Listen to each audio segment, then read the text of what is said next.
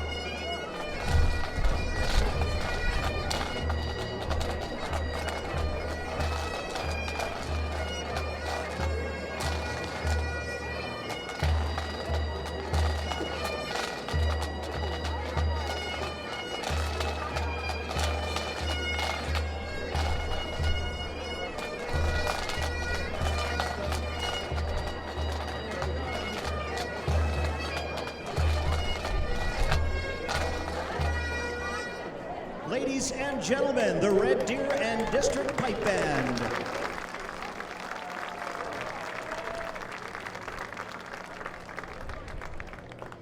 Welcome to our Sea of Gold home opener presented by Equus. It's a very special night for our ball players and fans joining us from Energy City in Spruce Grove and the greater Edmonton area. It's also a special night for the Canadian Mental Health Association. I draw your attention now to our volunteers and staff hanging out with Sully the Gully next to home plate. We'd like to welcome Vanessa, Deluda, Lynn, and Mary, board members, program managers, and volunteers representing the Canadian Mental Health Association. As many of you know, the CMHA has played a major role in addressing the education, housing, income, and support needs of our community and individuals with mental illness, brain injuries, and addiction who live and work in Central Alberta. Tonight, the Gulls Give Foundation and our Executive Director, Carrie Lee, have a check for $5,000. Thank you so much to the Canadian Mental Health Association for all you do for people here in Central Alberta.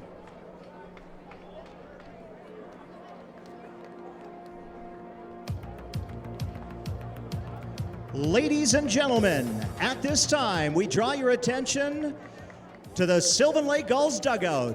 One by one, it's time to meet the 2025 Sylvan Lake Gulls.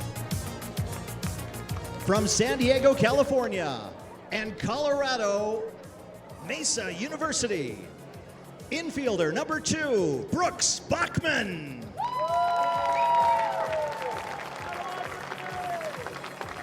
From Cochrane, Alberta, and Gonzaga University, outfielder number 38, Simon Baker. From Cheyenne, Wyoming, and Jamestown University, number 26, pitcher Ben Bowman. From Surrey, British Columbia, and Cloud County College, please welcome pitcher number 45, Noah Bourgeois. From Mansfield, Texas, and Oral Roberts University, infielder number 18, Matt Brandt. From La Mesa, Texas, and Sam Houston University, right-handed pitcher number 23, Cam Diaz. From Spring, Texas, and Southwest Oklahoma, please welcome right-handed pitcher number 31, Josh Dolich. From Foster City, California, and the University of San Francisco, welcome back number 4, Matty Fung. From Boise, Idaho, and Whitworth University, catcher number 35, Junior Garcia. From Washington State University and Bozeman, Montana, infielder number 5, Bryce Hampton. A sophomore from Howard Community College in Denver, Colorado, please welcome pitcher number 41, Tyler Wren. From Cal State, a junior. He hails from Edmonton, Alberta. Please welcome back number 32, pitcher Hunter Jones. From Brampton, Ontario, and Cloud County Community College, outfielder number 12, Noah Connings. From Memphis, Tennessee, and Southwest Tennessee Community College, please welcome right-handed pitcher number 29, Mason Little. From Vaughan, Nova Scotia, and Colby Community College, right-handed pitcher number 19, Matthew McKenzie. From North Vancouver, British Columbia, and Cloud County Community College, catcher number 15, Cam McLeod. From Okotoks, Alberta, and Bellevue University, please welcome infielder and outfielder number 24, Aiden McHarris. From Las Vegas, Oregon, and Gonzaga University, right-handed pitcher number 36, Mickey McClaskey. From Seattle, Washington, and Gonzaga University, infielder number 16, Rowan O'Connor. From Montreal, Quebec, and the University of San Francisco, please welcome infielder number 14, Jimmy Peltier. From Memphis, Tennessee, and Southwest Tennessee Community College, catcher number 13, Trip Ray. From Calgary, Alberta, and Cloud County Community College, right-handed pitcher, please welcome back number 37, Kai Rempel. From Spokane, Washington, and Spokane Falls University, please welcome left-handed pitcher, the starting pitcher tonight. Here's number 30, Josh Tucker. From Patriot, Indiana, and Southwest Tennessee Community College, infielder number 9, Bryce Turner. From Grand Prairie, Alberta, and Westcliff University, a senior, please welcome left-handed pitcher number 43, Noah Zankowicz. From Vancouver, BC, and the University of British Columbia, number 20, Dylan Meitner. This season, the Gulls introduce affiliates from the U19 Gulls Prep Program. Tonight, we welcome our affiliates Jake Brooks, Dane Liskey, and Tanner Morrow. On the bench all season long with your Sylvan Lake Gulls athletic therapist Rob Manka, assistant athletic therapist Ty Gull. the coaching staff. Welcoming back number 8, Wyatt McKnight. Number 10, Matt Hape. And with his boys, Owen and Tucker, your head coach and coach of the year last year in the WCBL, number 6, Jason Chatwood. And tonight's Batgirl is Michelle Sinclair, part of our starting lineup tonight. It's Sea of Gold Night, brought to you by Equus. Ladies and gentlemen, please welcome Sully the Gully.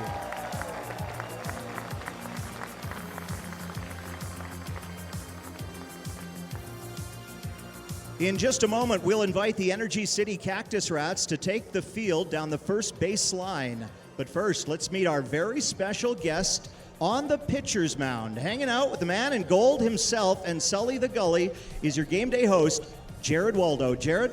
All right, thank you very much, Joe. Yes, joining us down here is tonight's Sobe Slugger, representing Black Falls AA Baseball. Everybody say hello to 10-year-old Josh Henley. Josh Henley, tonight's Sobe Slugger. Thanks very much. At this time, we'll invite the Energy City Cactus Rats, their coaches and player personnel to the first base line. And that's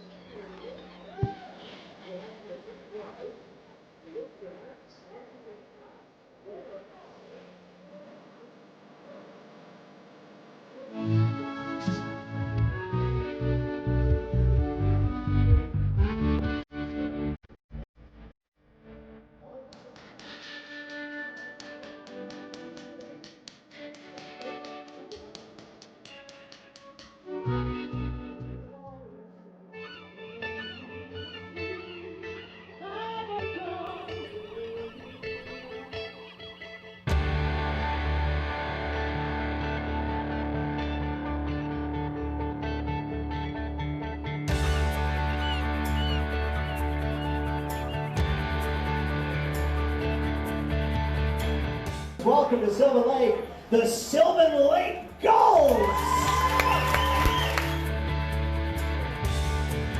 Without further delay, Gulls baseball fan, let's welcome the first ever coach in our history, Jason Chatwood.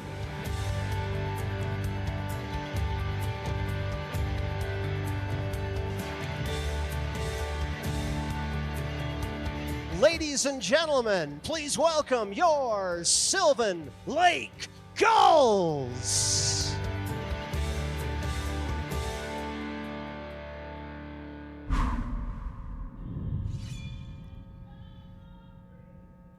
Good evening, ladies and gentlemen, and welcome back to Sylvan Lake, Alberta, as baseball is back in Canada. I'm Cale Clark, and standing next to me is my partner in crime, as always, Jim Claggett, as we are so very happy to have you tuning in to yet another Gulls broadcast and another Gulls season ahead. The broadcast brought to you by visitsylvanlake.ca. Another historic night here at Gulls Field as the Sylvan Lake Gulls will welcome and open their season for the very first time the Energy City Cactus Rats, and we can't wait to see what they have in store for us here on this great Thursday evening in Central Alberta. Jim, since another season of Gulls baseball for you and I, we've been fortunate enough to be here since day one. This is our 5th season working for the Sylvan Lake Gulls, but maybe this could be one of the biggest years yet, especially when it comes to high expectations. Well, you know, the bar has been set.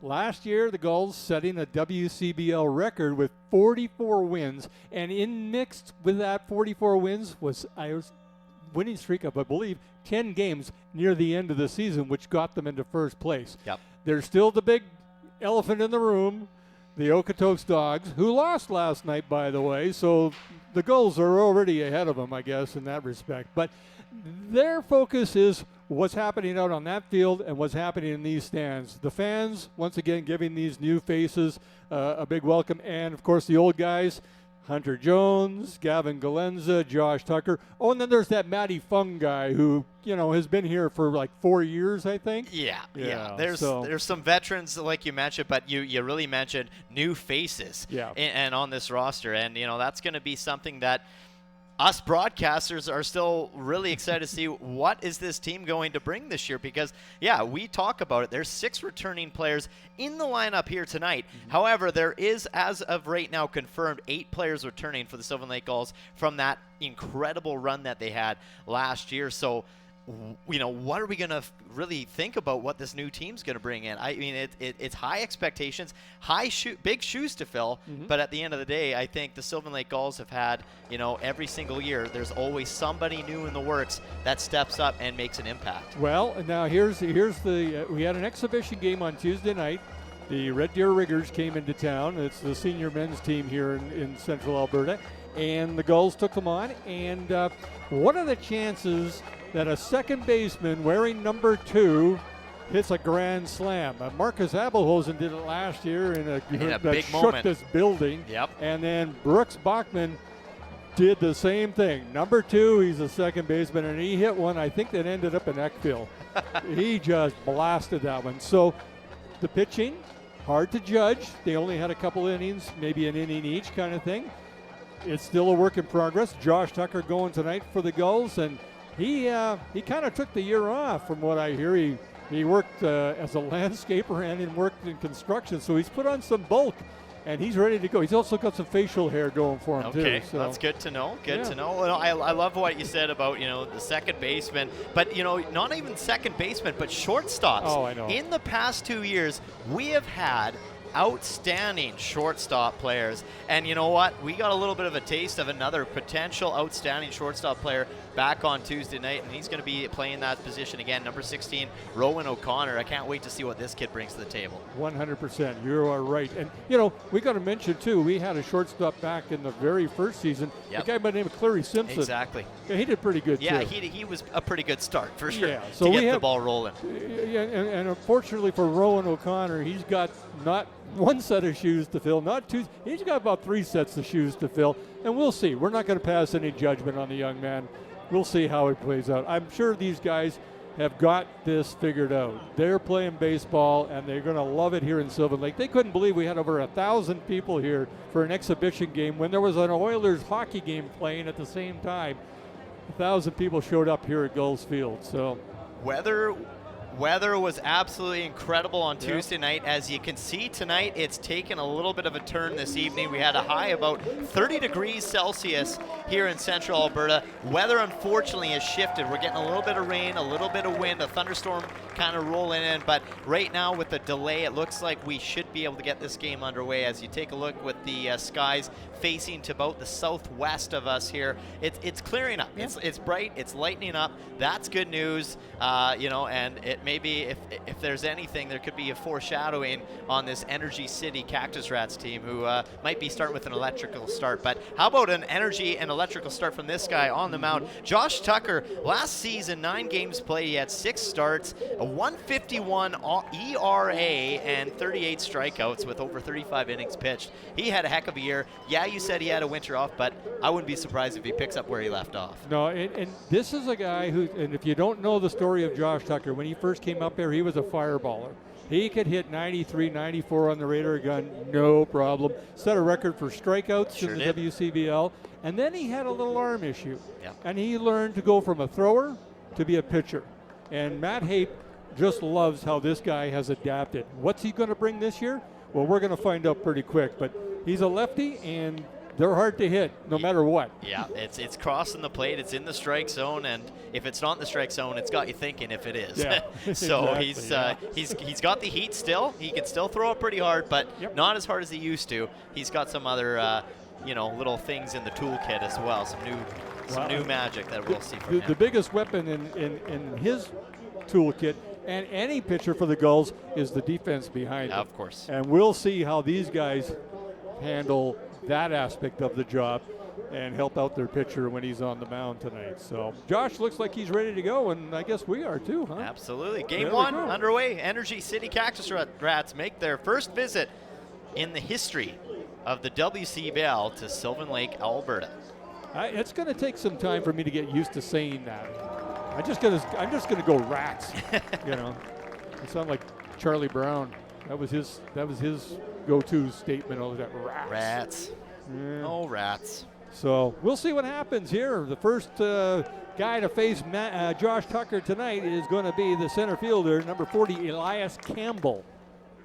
And the first pitch is a little inside for ball one. And we are underway here at Gulls Field at Pagattle Park. Jim Claggett, Cale Clark here on the broadcast. FloCollege carrying that broadcast for us this year. Yeah, brought to you by visitsylvanlake.ca. This is the summer destination. If you're in Alberta, you're in central Alberta, you got to make a stop at Sylvan Lake. It has lots to do here in this beautiful community. Okay, not the start that Josh was looking for. 3 straight ball calls. Home plate umpire Clayton Wandler this evening. Rain coming down too could be a factor on the off speed, and yeah, he goes 4 straight balls to start this ball game. And first base umpire is the crew chief, Rob Allen, and over at third place is Jeff Chipley. So we've got some veterans out there watching the base pass tonight for the Gulls and calling the balls and strikes as well. So coming up to bat against the starter, Josh Tucker, is the right fielder, Parker Husu.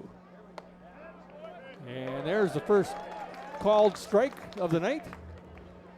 And we don't know anything about the Energy City Cactus Rats, to be honest. There's a lot of names on here that I'm not familiar with from the former Edmonton Prospects franchise. There's really not. But, you know, one thing that we do know of is that when we got talking with the head coach, Jordan Blundell, he said the energy and everything around this team has been nothing but positive. That's good. Very exciting to see for, you know, this new franchise with the rebrand and everything like that, and starting out in Spruce Grove, Alberta. This team's got a bright future ahead of them, that's for sure. 3-1 the count on Parker Husu and Elias Campbell, the base runner over at first. Just underway here on a kind of iffy night, I guess, if you want to describe it that way. I think temperature-wise, it's still warmish out there. It's just the wind and the rain is going to cool things down significantly. And a called strike there. Full count on the right fielder, Husu. You can always tell when baseball season is starting in Sylvan Lake, the weather gets goofy. We've had a good spring so far, too, didn't we? Yeah, I thought we did. I think so, too. It actually resembled spring. So back-to-back walks by Josh Tucker. Are we going to see Matt Haight walk just yet? He might give him one more batter before he settles things down. And, you know, he's chatting with the catcher and the newcomer, number 15, in Cam McLeod, and he's telling him to bring his glove down a little bit. So I'm wondering if he's trying to coach him on painting a good picture, or if he's just trying to maybe get him to set his glove low on the pitch. And there's a nice straight down the middle. Yeah.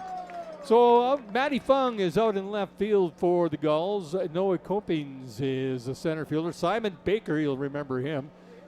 Tall drink of water out in right field. Jimmy Pelche, Rowan O'Connor, Brooks Bachman are the infielders. And there's a base hit out to right field. And that's going to score the first run of the WCBL season for the Energy City Cactus Rats. There you go. And that comes off the bat of Timo Aracena. Well, just like that, you know, you give up 2 walks right off the get-go of this ball game, and Energy City makes you pay instantly as that finds the gap between first and second. And that will turn the corner for Campbell all the way home. And that is the first run in Energy City Cactus Rats baseball.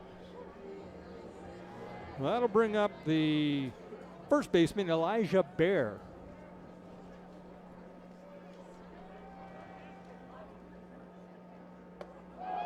And if you're Josh Tucker, you just need a big play from your defense to kind of help settle things down in this ball game. You got to wonder if that rain and the wind is really struggling. Well, you know, and the delay. You know, that doesn't help either, yeah. I mean, there's a possible double play here. Oh, no. That gets tossed away into left field. As Brooks Bachman just kind of flipped it over towards the shortstop, Rowan O'Connor, and which went under his glove. And the Cactus Rats have got things going their way for sure right now. Yeah, that would now create a 2-run lead for Energy City on that error over at second. I mean, it would have scored a run regardless, probably, even with the double play, but now you got 0 out still, and you got 2 guys in scoring position again already for Energy City as they're trying to just absolutely explode this start to the season, and so far quieted the home crowd early. Yeah, it's definitely taken the crowd out of it right now. I mean, they were all amped up for the start of this game, and you can't blame them. And then all of a sudden, not the start that they wanted. But we all know that things can change in a blink of an eye for a baseball team. So that potential double play might come back to haunt them. But yeah, nerves. Well, that new guys, right? New guys, nerves. They're not used to playing in front of a big crowd like this and being right here at home. And we've seen that year after year after year where these new guys come in and it takes them a couple games to kind of get settled in, comfortable. And then once they are, it's kind of a look out. It's adding gas to the fire at that point, and things can really get going for the Sylvan Lake Gulls. So, yeah, it's early. It is early. Wouldn't count them out just yet. Nah, it's first inning. It just seems like, and I'm not a pitching coach, and I can't tell you. It just seems like Josh Tucker just can't get the ball down. Like he's pointing down. Yeah, he says he wants Cam McLeod to. I think he wants the aiming point to be down. Get it down even lower. Yeah. He was motioning with his gloves, saying, "I want that down low." Let's see where he frames this one now.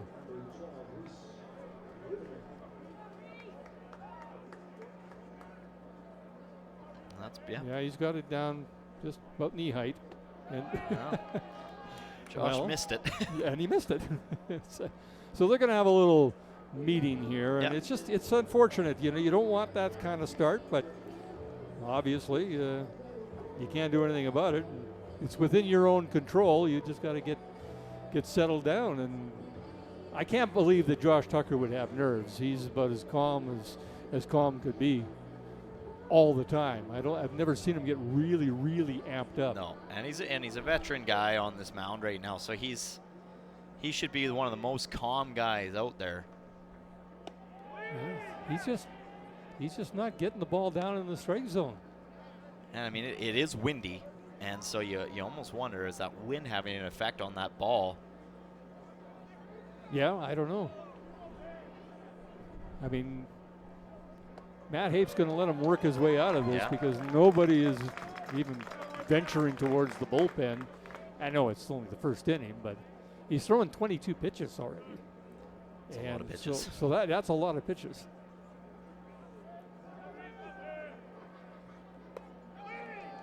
Yeah, he just can't seem to. I would just be guessing as to what's going on there. It's an arm thing, a shoulder thing, a nerve thing. I don't know. 3-1 to count. And another walk, and that walks in another run. Yeah, I don't know what do you do, right? Yeah, well, like you mentioned it in the pregame show, Winter off of not playing. Maybe that has an effect on it right there, as you know, you're just not used to it, and that'll be Josh Tucker's night, unfortunately for him. That's it for Josh. Yeah. You just, you go out there and you try it, and if you don't have it, you don't have it, and there's not much you can do about it. And his teammates are out there to say, hey, don't worry about it, man. Okay, well, as the new pitcher comes on the mound, we'll take a quick break. We'll be back with the rest of this top half of the first inning when we come back on Gulls Baseball. Visit sylvanlake.ca.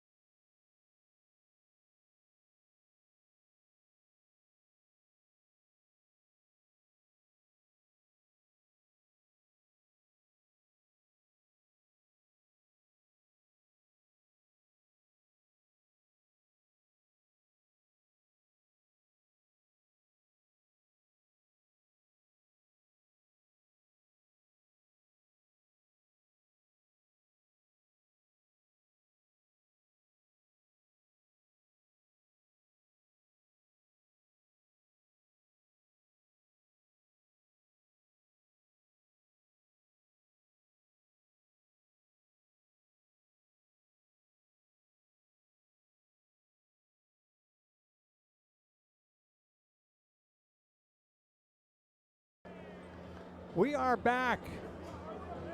And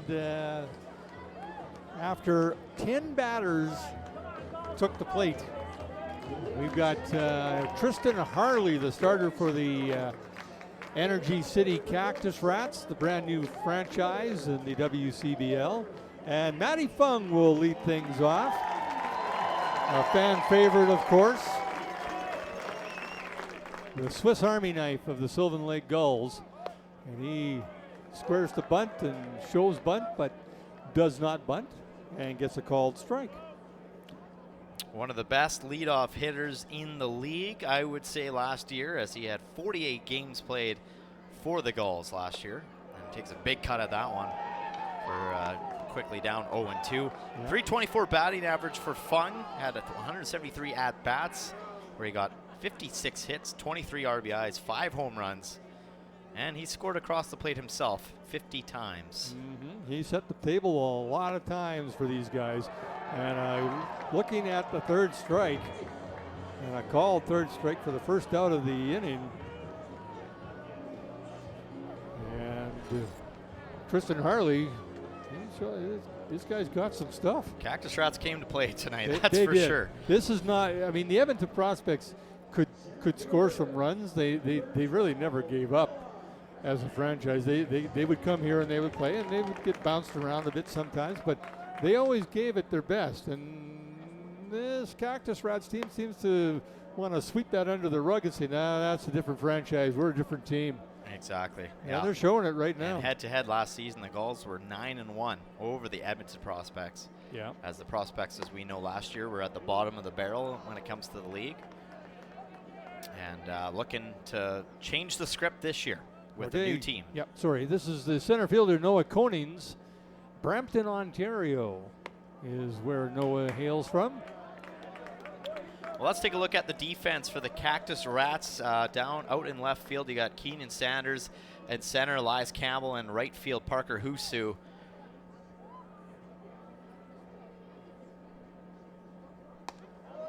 And he draws a walk, does Konings. So the first base runner of the night for the Sylvan Lake Gulls. And we are in the bottom of the first inning. Gulls trailing, and you don't have to pull the wax out of your ears when I say this. 6-0 for the Energy City Cactus Rats. Yep. You heard that correctly. So this is Aiden Macaris. Or Macaris. See, I knew Macaris, I was going to I mess think. it. I think Macaris is right. Okay. And this young man has quite the backstory. He had 2.5 years out of baseball and called up his coach from Bellevue University as he got anxious. He wanted to be back in the game, and the guy said, yep, we got a spot for you. And he came back and played, and now he's here batting third for the Sylvan Lake Gulls in the WCBL. So good backstory there for Aiden. Yep. And welcome to Sylvan Lake. Absolutely. Nora Konings is the base runner over at first. And that's outside. 1-2 the count on the Gulls' first baseman. Well, I'll finish my defense read here. We got Timo Aracena over at third base, Ten Shindo at shortstop. Rear Chico Uno at second, and Elijah Bear over at first. And you got Reese Ruderman, behind the plate. And as you mentioned, Tristan Harley on the mound, who just got a strikeout there on Aiden Macaris, his second of the night. That'll bring up the third baseman, Jimmy Pelche. Who is doing the Irish jig, by the way, earlier on when the bagpipes came out for the opening ceremonies on the field. We saw a little bit of jigs going on in the dugout from Mr. Pelche. It's just something about the bagpipes that'll get your feet moving for some reason. A lot of off-speed stuff here from Tristan Harley. I think he's thinking that the Gulls maybe are expecting fastball, and he's giving them all the off-speed stuff. And that's what he got Macaris to swing at a couple that were well outside the strike zone.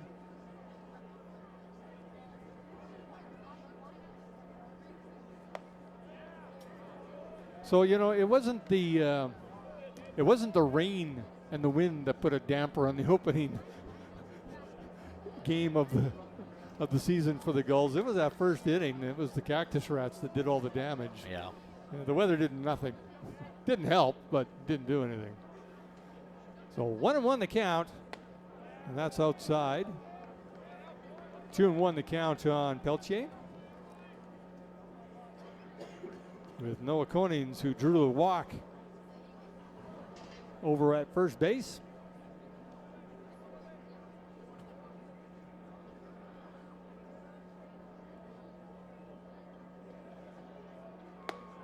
You know, I had a coach once told me, he said, you know, give up a bad first inning like that.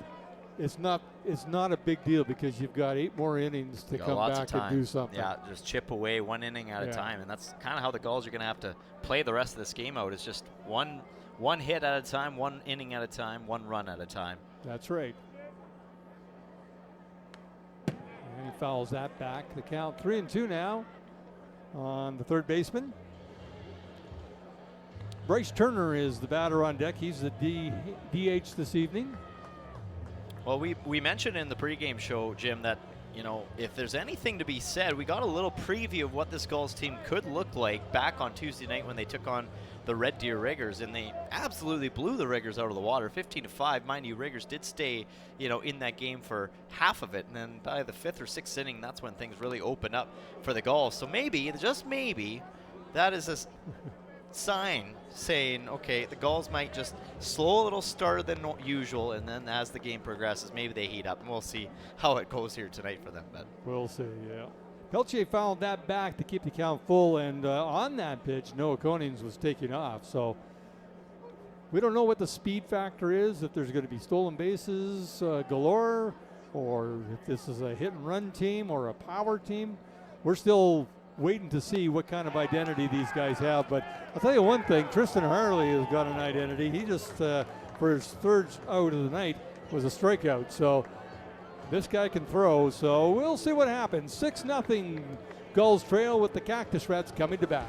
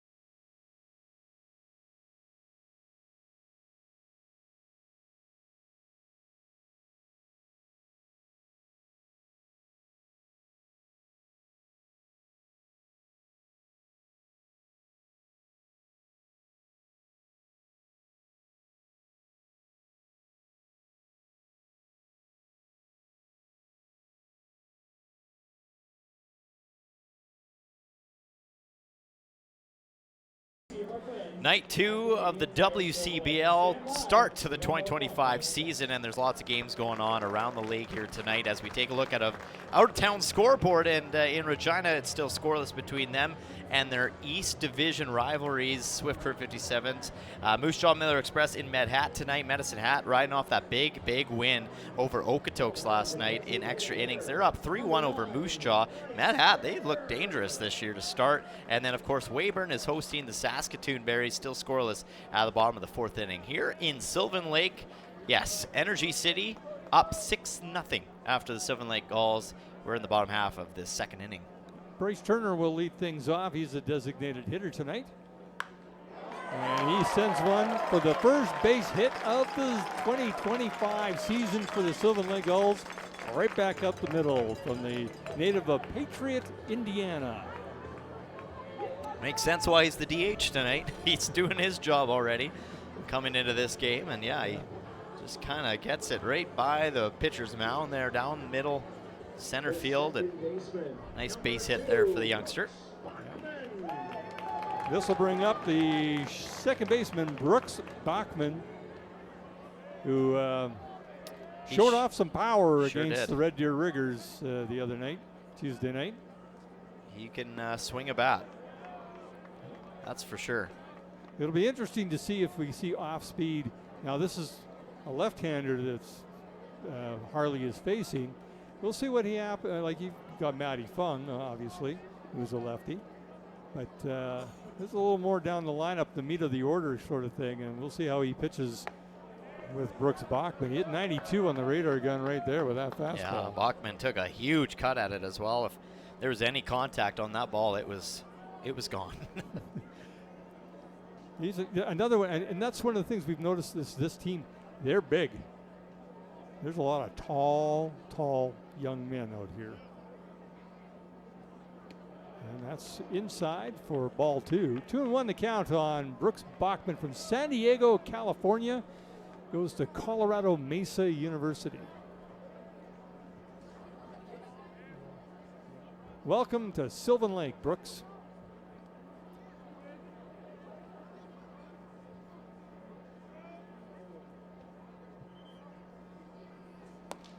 And that misses outside. 3-1 the count now on the Gulls second baseman. Cam McLeod, the catcher, is the batter on deck for Sylvan Lake.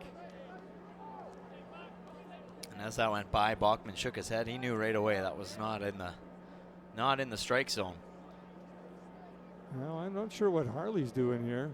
He started his windup and then he stepped off the rubber and pointed towards home plate, and not sure what that was about.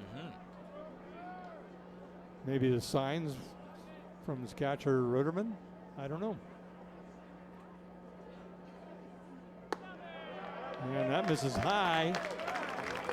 And Bachman draws a walk. So the first 2 batters reach base here in the bottom half of the 2nd inning. And that's exactly what the Gulls need to have happen, is they need base runners because they are trailing the Energy City Cactus Rats 6-0. Already starting to see things turn around for the better for the Sylvan Lake Gulls. And, you almost go back to that catch from Simon Baker in right field, and that kind of was where things started. And then they go 3 up, 3 down in that inning, and defensively, and they come in and already got 2 runners on base.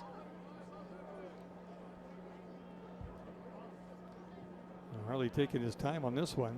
Well, they might have had something going on over at second base because the shortstop, Ten Shindo, kind of bluffed that he was going behind him, but Harley didn't even look over there. Cam McLeod, he's from North Vancouver, BC, goes to Cloud County Community College. Simon Baker is the batter on deck. He's made a catch and a throw. He's throwing a guy out at third base, throwing the base runner out. Who did he throw out? He threw out Ryuichiro Uno on a strong throw from Simon Baker.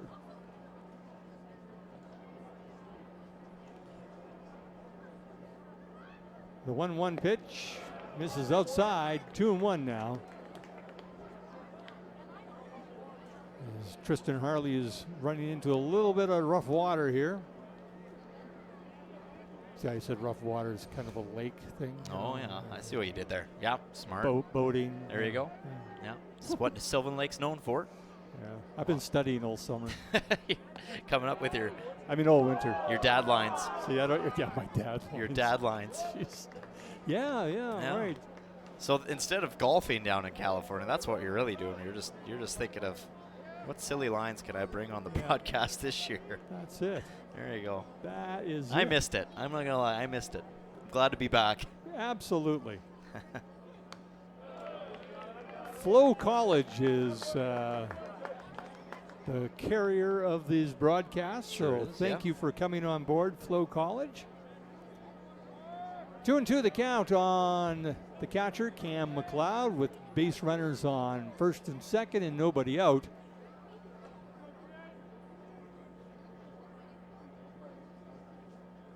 And the 2-2 pitch swung on and missed for the fourth strikeout of the night for Tristan Harley.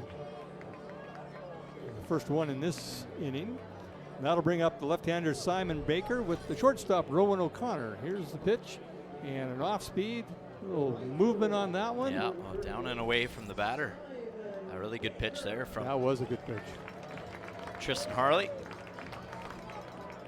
He's got a lot of tools in the toolkit, that's for sure.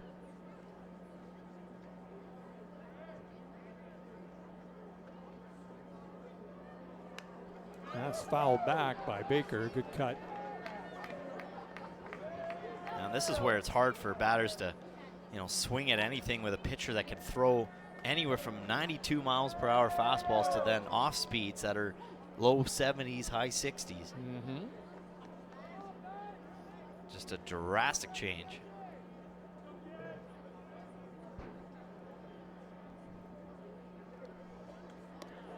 And that goes right over the glove of Ruderman. He fires it down to third, but not in time as Bryce Turner reaches third safely, and Brooks Bachman makes his way over to second. So now two base runners in scoring position for Simon Baker. First time tonight. That's huge. And yeah, you see this get up and away. Goes off the tip of the glove from the catcher in Reese Rudderman. He got on that pretty quick. He did, yeah. 1-1 the count on the right fielder Simon Baker.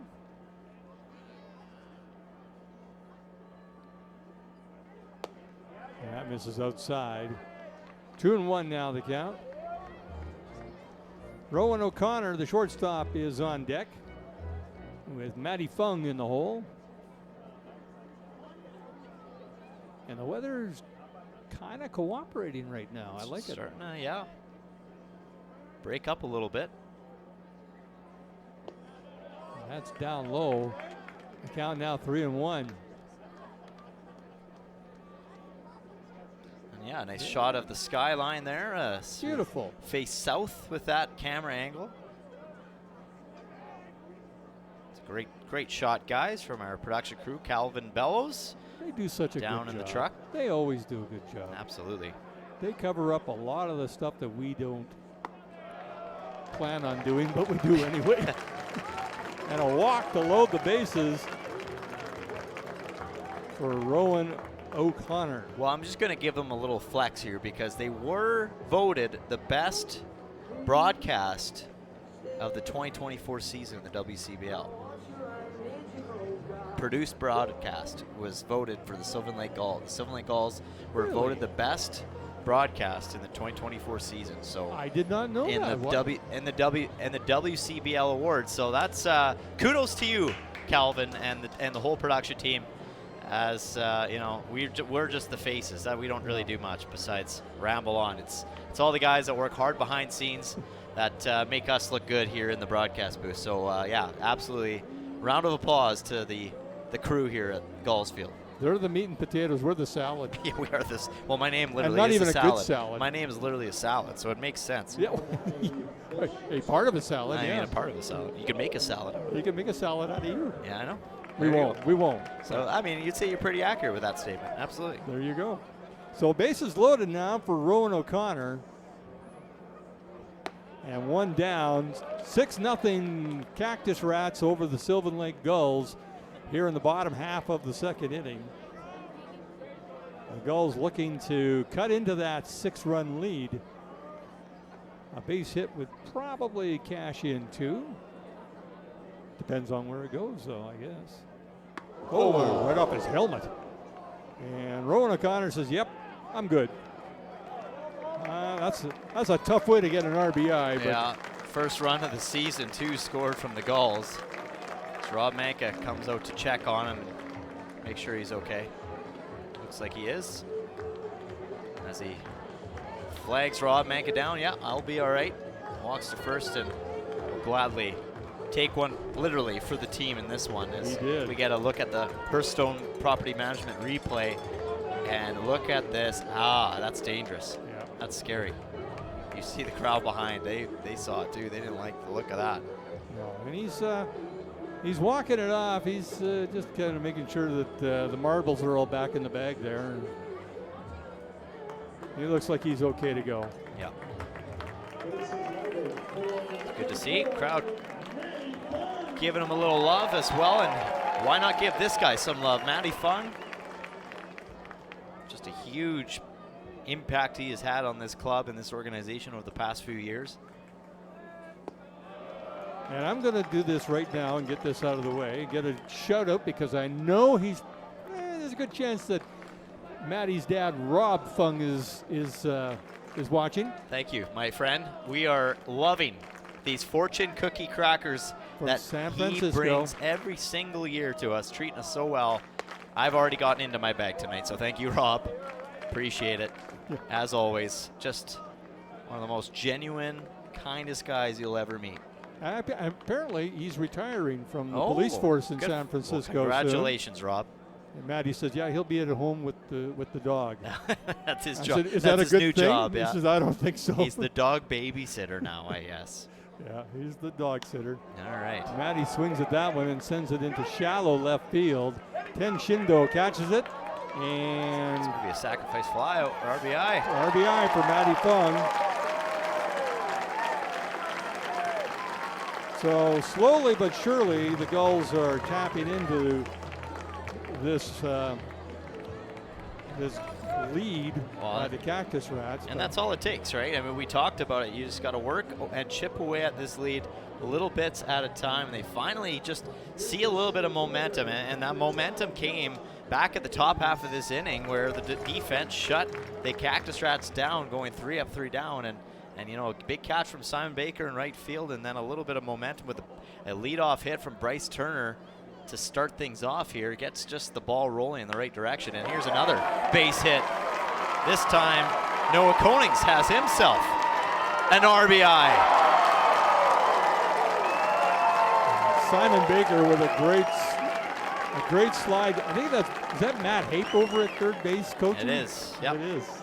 He gave him the wave right away too, did Matt Hape. Look at this replay as he just cuts under and gets all of it and just lifts it into shallow left field. That turns Simon Baker on the Jets, and a big slide at home to now cut it in half. This lead is now cut in half. Oh, that's Wyatt. Yeah, Yep, Wyatt sorry. McKnight at third base. That's a good call, Jim. Yeah, he's usually over at first. Oh, yeah. And then, well, That's we got Hunter Jones. Hunter at first. Jones is over at Oh, first my instead, goodness. so all right. That's hilarious. Not that Hunter can't coach first base, but it's not often you see Hunter So over they're there. Changing things up He's a little got bit. stuff on. What's he doing? I don't know. You never know with Hunter Jones. What's that about? He's a character, that's for sure. He definitely is. Aiden McCarris steps in now to face Tristan Harley, and he gives this a rip down to third baseline, and Timo Arcina makes the play and gets the third out. But the Gulls cut into that lead as Simon Baker scores the third run of the inning. 6-3 Cactus Rats lead. They come to bat in the top of the third.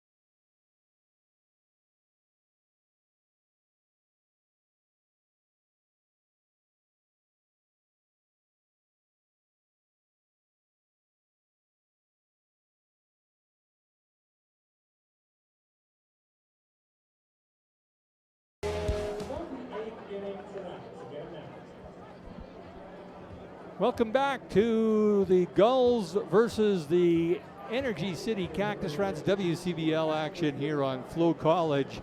And we are through 2 innings of play, 6-3 for the Cactus Rats, but the Gulls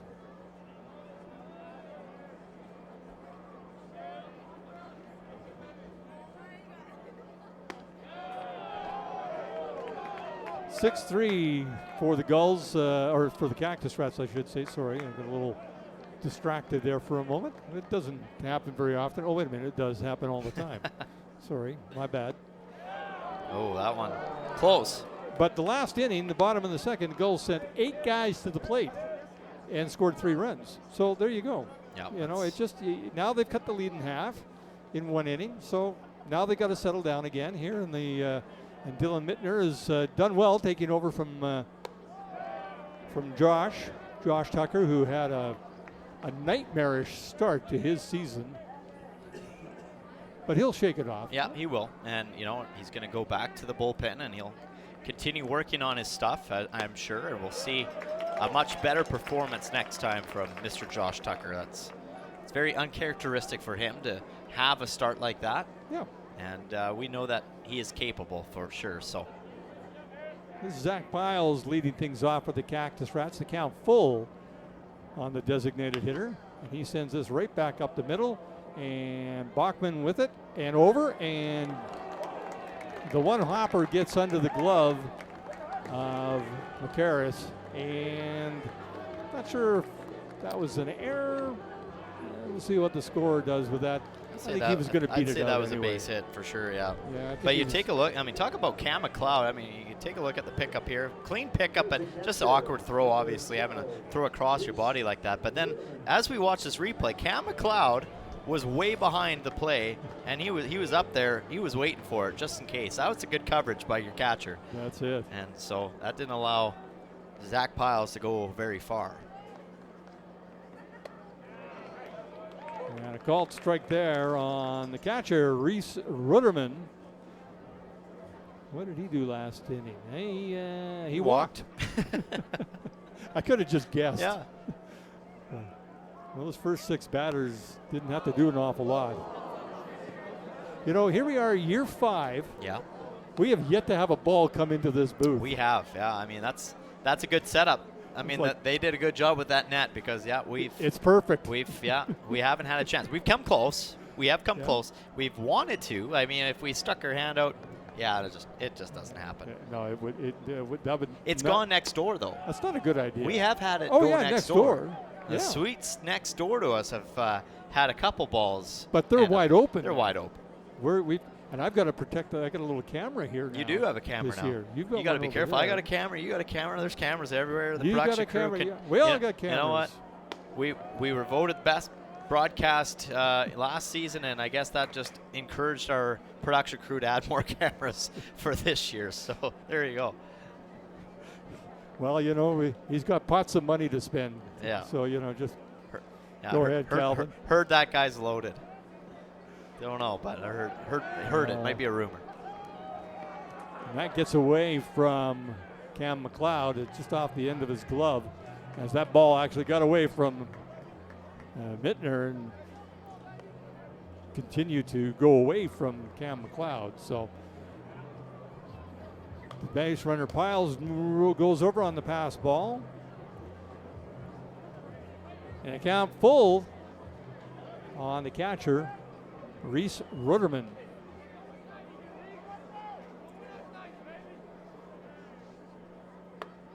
And that misses outside and a walk. I think that's the first one given up by Ruderman. Yeah, I think you're right on Dylan Mittner. Mittner, yeah. He's been pretty solid since coming in for Josh Tucker, and like we mentioned, I mean I think he gave up a hit, but then now that's his second hit that he's given up, I believe, since coming into this game. And he had 3 up, 3 down inning back in the second, so pretty good so far. Top of the 3rd inning, 6-3. Cactus Rats lead the Gulls here in the home opener for the Sylvan Lake Gulls and the Cactus Rats, their season opener. Yep.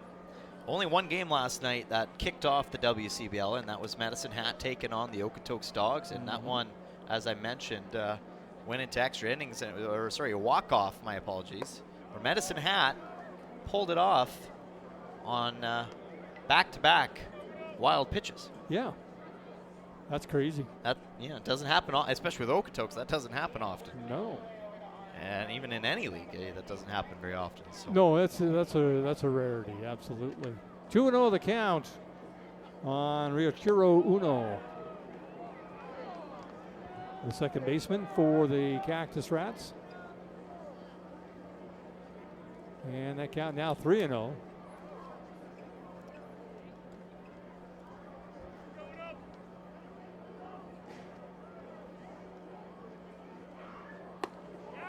And a 4-pitch walk. Back-to-back walks now given up by Dylan Mittner to load the bases, and he's going to get a visit from Matt Hape. Yeah, just calm things down here with 0 outs, and yeah, Cactus Rats threatening yet again in this game. You know, it takes a while to find the identity of a team. And, you know, it took a few games to see what kind of team the Gulls had in year 1, year 2, year 3, year 4, and it's going to take some time here. The lineup that we see tonight, we don't know if this is going to be, you know, the standard. Like Gavin Roy, I think he played 56 games last year for the Gulls. I don't think he missed. He didn't really miss one. He might have missed one, maybe. Maybe one. Maybe one game, but.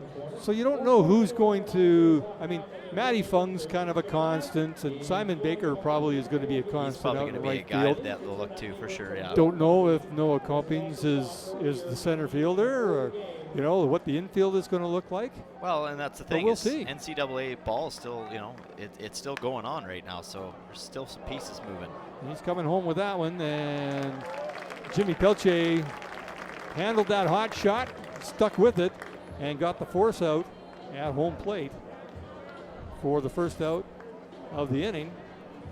Stone Property Management replay here is he couldn't handle the original bounce off the turf, but recovers quite well and makes the play at home to keep Energy City at 6 runs. I don't think he had time to get that, tag the bag, and then go home with it, trying to turn the double. So maybe, you know, they just get the one, and his focus was on that for sure. Just get the stop of the ball and avoid it from going in the outfield, because then that would be dangerous. Yeah. So bases are still loaded, one down here. And Kenyon Sanders is the batter, the left fielder.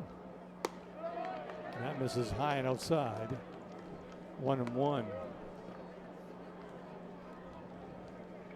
Matty Fung out and left. Noah Copings in center, and Simon Baker, the outfielders. Pelche, O'Connor, Bachman, and McCarris are the infielders. And the count now 2-1. You know, one of the things that we've gotten used to seeing also from the pitching staff here at the Gulls is guys are limited by their innings as well, by their teams that they play for in college. Yep. Kai Rempel was telling me he threw 40 innings for his team down south, and he's going to have about 40 here, and that's going to land fair, and that might just clear the bases. I believe they're going to cash in all 3 runs on that bases loaded double from Kenyon Sanders. So these guys are showing that they are a team to be reckoned with already. Absolutely. I mean, he just turned on that ball and kept it just inside the left foul line and just drove in everybody. Yep. Energy City is making a very big statement right now to start the season. They are, aren't they? Wow. Talk about stamping your place in the league. Again, it's you know, it's early. We know that. It's not how you want to start. And Gulls fans aren't used to seeing this kind of stuff happen to their team. No.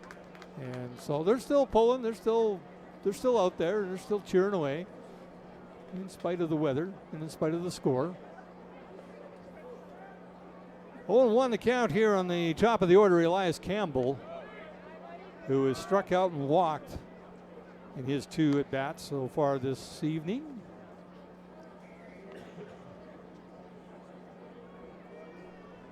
And we just got word in our headset that number 29 is in the bullpen for the Sylvan Lake Gulls, and that's Mason Little, getting set to make his Sylvan Lake Gulls debut. Yeah, we'll see what the coaching staff for the Gulls have in mind, if they're going to try and ride somebody's arm for the rest of the game, or just, hey guys, this is a good time to get in an inning or two. No pressure. Yeah. See what's clicking. Yeah. I mean, it's early, right? Why wouldn't you just put pieces in place and see what works? Well, you know, and we've seen this before, Cale, and we know what's going on kind of thing sometimes, and sometimes a guy comes just out of the woodwork, and like Zach Bowman, yeah, all of a sudden showed up, and then Ben Bowman did the same thing. James Brock, you know, these guys, they start slow, and all of a sudden, boom, they find their stride, and oh well, I wasn't expecting that. I mean, Ty Boudreau, well, we knew what he was doing from game 1. Yeah, we did. Kind of thing, and Kyle Frelick. Some guys show it off the start. Some guys take some time to get settled in, and I think again it comes down to just settling into a new organization. And there's a strikeout. Yeah. It was funny because that Elias Campbell thought he had first base to trot down to, and the umpire had other plans. Yeah, that's the old, oops, not so fast. Yeah, that's a good call by the umpire, right at the knees, yeah. Clayton Wandler is the home plate umpire. As we mentioned, Rob Allen over at first base, and Jeff Chipley. That's our umpiring crew this evening. And Parker Husu steps in to face Dylan Mittner. And Rob Allen was in our booth just early before the game, and he talked about they've recruited a few more umpires for this season. Yep. And they also have a supervision program going this year. Oh, nice. And which is really cool. They and a lot of work has obviously gone into it, because they're going to, that's fouled off into the bullpen. They've got video, and then they upload the video to a YouTube channel, and guys are making notes during the game, and then Rob goes through it and supervises it. He say, okay, I got to fast forward to inning number 3. There was a play that they're wondering, and then they just go and they rehash it and they refresh their memory and say, okay, this is what you could have done here. So I think that's a great idea. Yeah. You know, I mean, we ride the umpires, we ride the referees in football and hockey and everything. Yeah, they got a tough job, and they're trying to make themselves better and more accountable on the field of play. So I applaud the umpires for doing that. And a big swing and a miss there, back-to-back strikeouts, as the damage was already done with the bases loaded double that scored 3 runs, but Dylan Mittner finally closed it off to end the inning. But 9-3 Cactus Rats lead the Gulls coming to bat in the bottom of the third.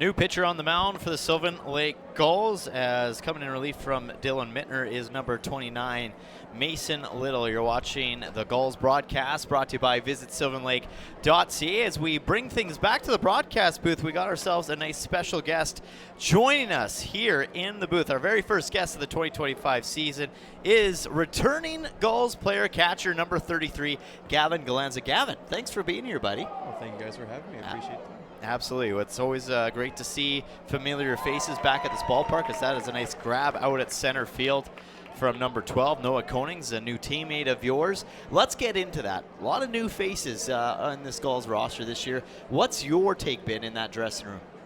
Oh, it seems like a great group of guys. Like, just from the start, just on Tuesday there, it's just been awesome. You know, everybody is kind of meshing well, and I mean, not to knock anything on last year, just everybody seems really tight already. Right, and you know, I think it's going to be a great year, and we got a great group of guys, and looking forward to it. How does that happen, though, Gavin? You've got guys that are coming from all corners of North America here, and even some from South America sometimes. And that's skied out into left center. Matty Fung has got a beat on it, and he gets his glove on it, and that's it. So how do you mesh that quickly when guys are coming from all sorts of parts of the planet?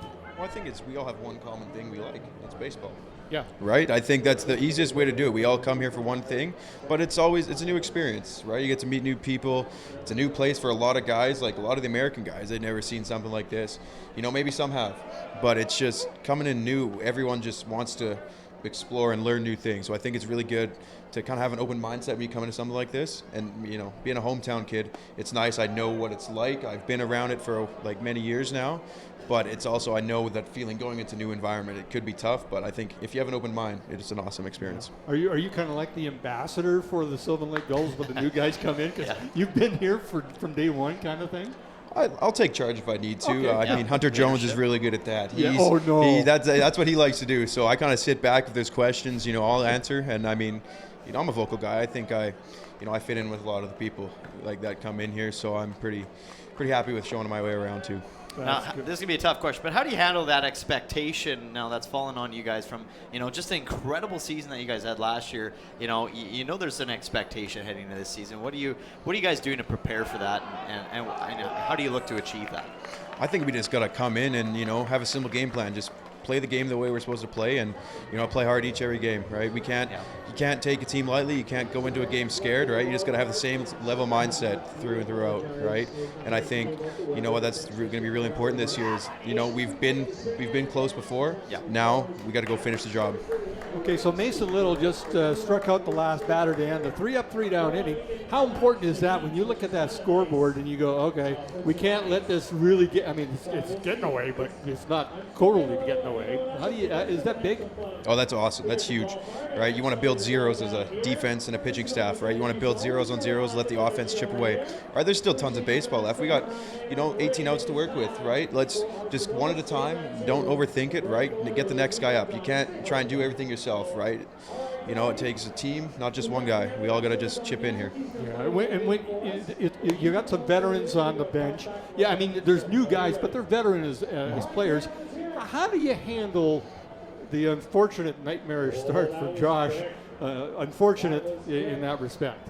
Well, I think you just got to go out there and you got to battle for your pitcher, right? You got to, now this game is for Josh, right? You want to win this for him. You want to back him up. You don't want to just let it get out of hand, right? You know, we could throw in the towel, right? But you don't want to do that. We put up a 3-spot that one inning. Unfortunately, they answered right back.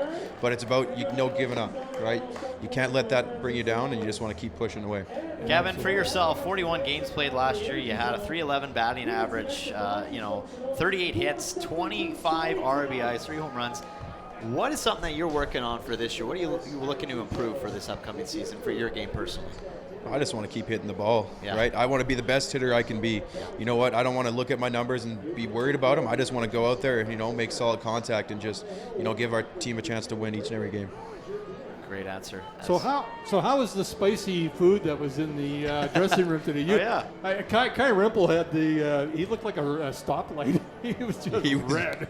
Yeah, no, it was something. It was really good. Like I said, I told the guys, I'm like, this is good chicken. It's good chicken with rice, but the spice, it gets me. I wish I liked some more, like spicy things. The spicy food is good, and I just couldn't handle it. I got it down, but it was a little tough afterwards. It got a little red. Us Canadian guys, we have the gringo stomach. Exactly, we sure do. Don't give me that stuff. Well, as you see there on your TV screen, a new pitcher on the mound now for the Cactus Rats as Braden Giardina coming in from Concord, California. And he'll step on the mound to face Simon Baker. Simon Baker, another teammate of yours that you've played with for at least another couple seasons. He kind of ignited a little something with that throw from right field, getting the guy at third, didn't absolutely. Oh, he sure did. That's a big play. Get that first out and help out your pitcher. Like a pitcher will thank you for that, and that was a big play right there. So what do you know about some of the pitchers? Sorry, you don't. I think I asked you this on Tuesday night. I said, how well do you know these guys? Like, what kind of game can you call with them, and knowing what you know about them or not know about them? Well, I think the biggest thing is communication. Talking to a new guy. Like if it's guys from last year, you kind of know what you're working with, and you still have your game plan. You'll go talk to them. But with new guys, right? You try and catch a bullpen session or a side session. You try to do something like that, or you talk to them about what they're going to throw in what situation, what's their go-to, and you know what? It's also visualizing. You can like react from your own eyes and see what's working for them. Okay. Do you see anybody on this staff? I know it's early, but do you see anybody in your staff that reminds you of pitchers from last year or the year previous? Honestly, no. I just I haven't seen too much of the guys yet. But I mean, from what we've seen just from Tuesday night, I see a lot of potential in that bullpen. I think we got a really deep pitching staff this year, and I think they're going to win us some ball games because you know what, the offense won't always show up, but that pitching staff, they're going to give you a chance each and every single day, I believe. It's going to take a sit-down meal at dinner maybe and bond over some drinks maybe to kind of get guys figured out, hey?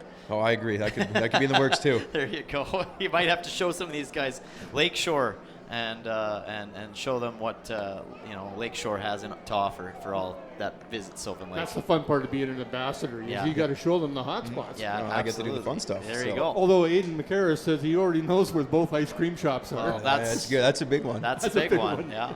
They could have used some ice cream after that spicy chicken. He knew what he was doing if he found those ice cream shops. Yeah, absolutely. Sniffed them out pretty quickly. And Simon Baker draws a leadoff walk here in the bottom half of the fourth inning.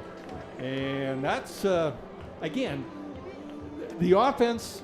What takes longer to gel, defense and pitching or the offense? I think the defense and pitching, right? Like that relationship between pitcher-catcher is big, but then like pitchers trying to gain trust in their defense. Right, we all know we can play baseball. We all know what we can do. It's just, you got to kind of feel it out with the guys. And I think hitting, it's not selfish, like entirely, but like in a way you're going up there to do your thing. Yeah. Right? You want to help out the team, but like it's you versus that pitcher, right? When you're a pitcher, right? You have your defense with you. It's all not you against the one hitter, right? So as a hitter, I think it's easier to move on here and adjust. Absolutely. We were just talking about how, defensive plays can really change and impact and just drive the force of the offense as well. And we saw that with Simon Baker's throw. Is that really, on your perspective, these big plays, like defensively, do big plays really matter at key moments? Yeah, it's a spark, right? Yeah. It's a momentum shifter. Yeah. Like, it's like watching hockey. Big power play goal, big penalty kill, right? It just swings the momentum, and hopefully, it did help us out. It got us out of that inning after, towards the end of that, and oh no. Yeah, they got him. But it's a big spark, and it can really ignite your team. Well, that kind of is a spark for the Cactus Rats as they pick off Simon Baker over at first base. They've called it deflating. Deflating the momentum right there a little bit. The deflation to the momentum that was Now, do you look at something, as a catcher, do you look at something what the opposing catcher has just done and say, well, that was pretty good play? I do. And you know what? I love crediting our catchers. You know what? I mean, I try not to credit the other catchers, but you do take appreciation to something that another guy's doing, right? Hey, he's framing the ball really well today. Oh, this guy's got a good arm, right? You take, especially me, I think I follow the game really well. And even in the dugout, just with the guys, I was talking about the pitcher and I was trying to relay messages and ask them about him. I like learning. right? I always like being a part of the game, and I think I have a great understanding for it, and I like passing information along and also learning new information from other guys because everybody's new and different. That's right. Speaking of learning and learning new, what have you seen from this Energy City Cactus Rats so far this year? I mean, just they just seem like a totally different team than what they were when they were in Edmonton. Oh, for sure. You know what? Like, you look at that starter. We're looking at the scoreboard, 92.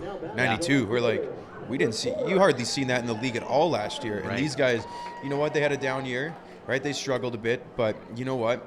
Like, the rebrand, I think, really helped bring in a lot of new faces for these guys. And you know what? It's good. You know, the league, you want this kind of competition in the league, you know. I think league's going to be a lot better this year, or like it's growing. You know, I think it's going to be really strong. I think our division's going to be tough.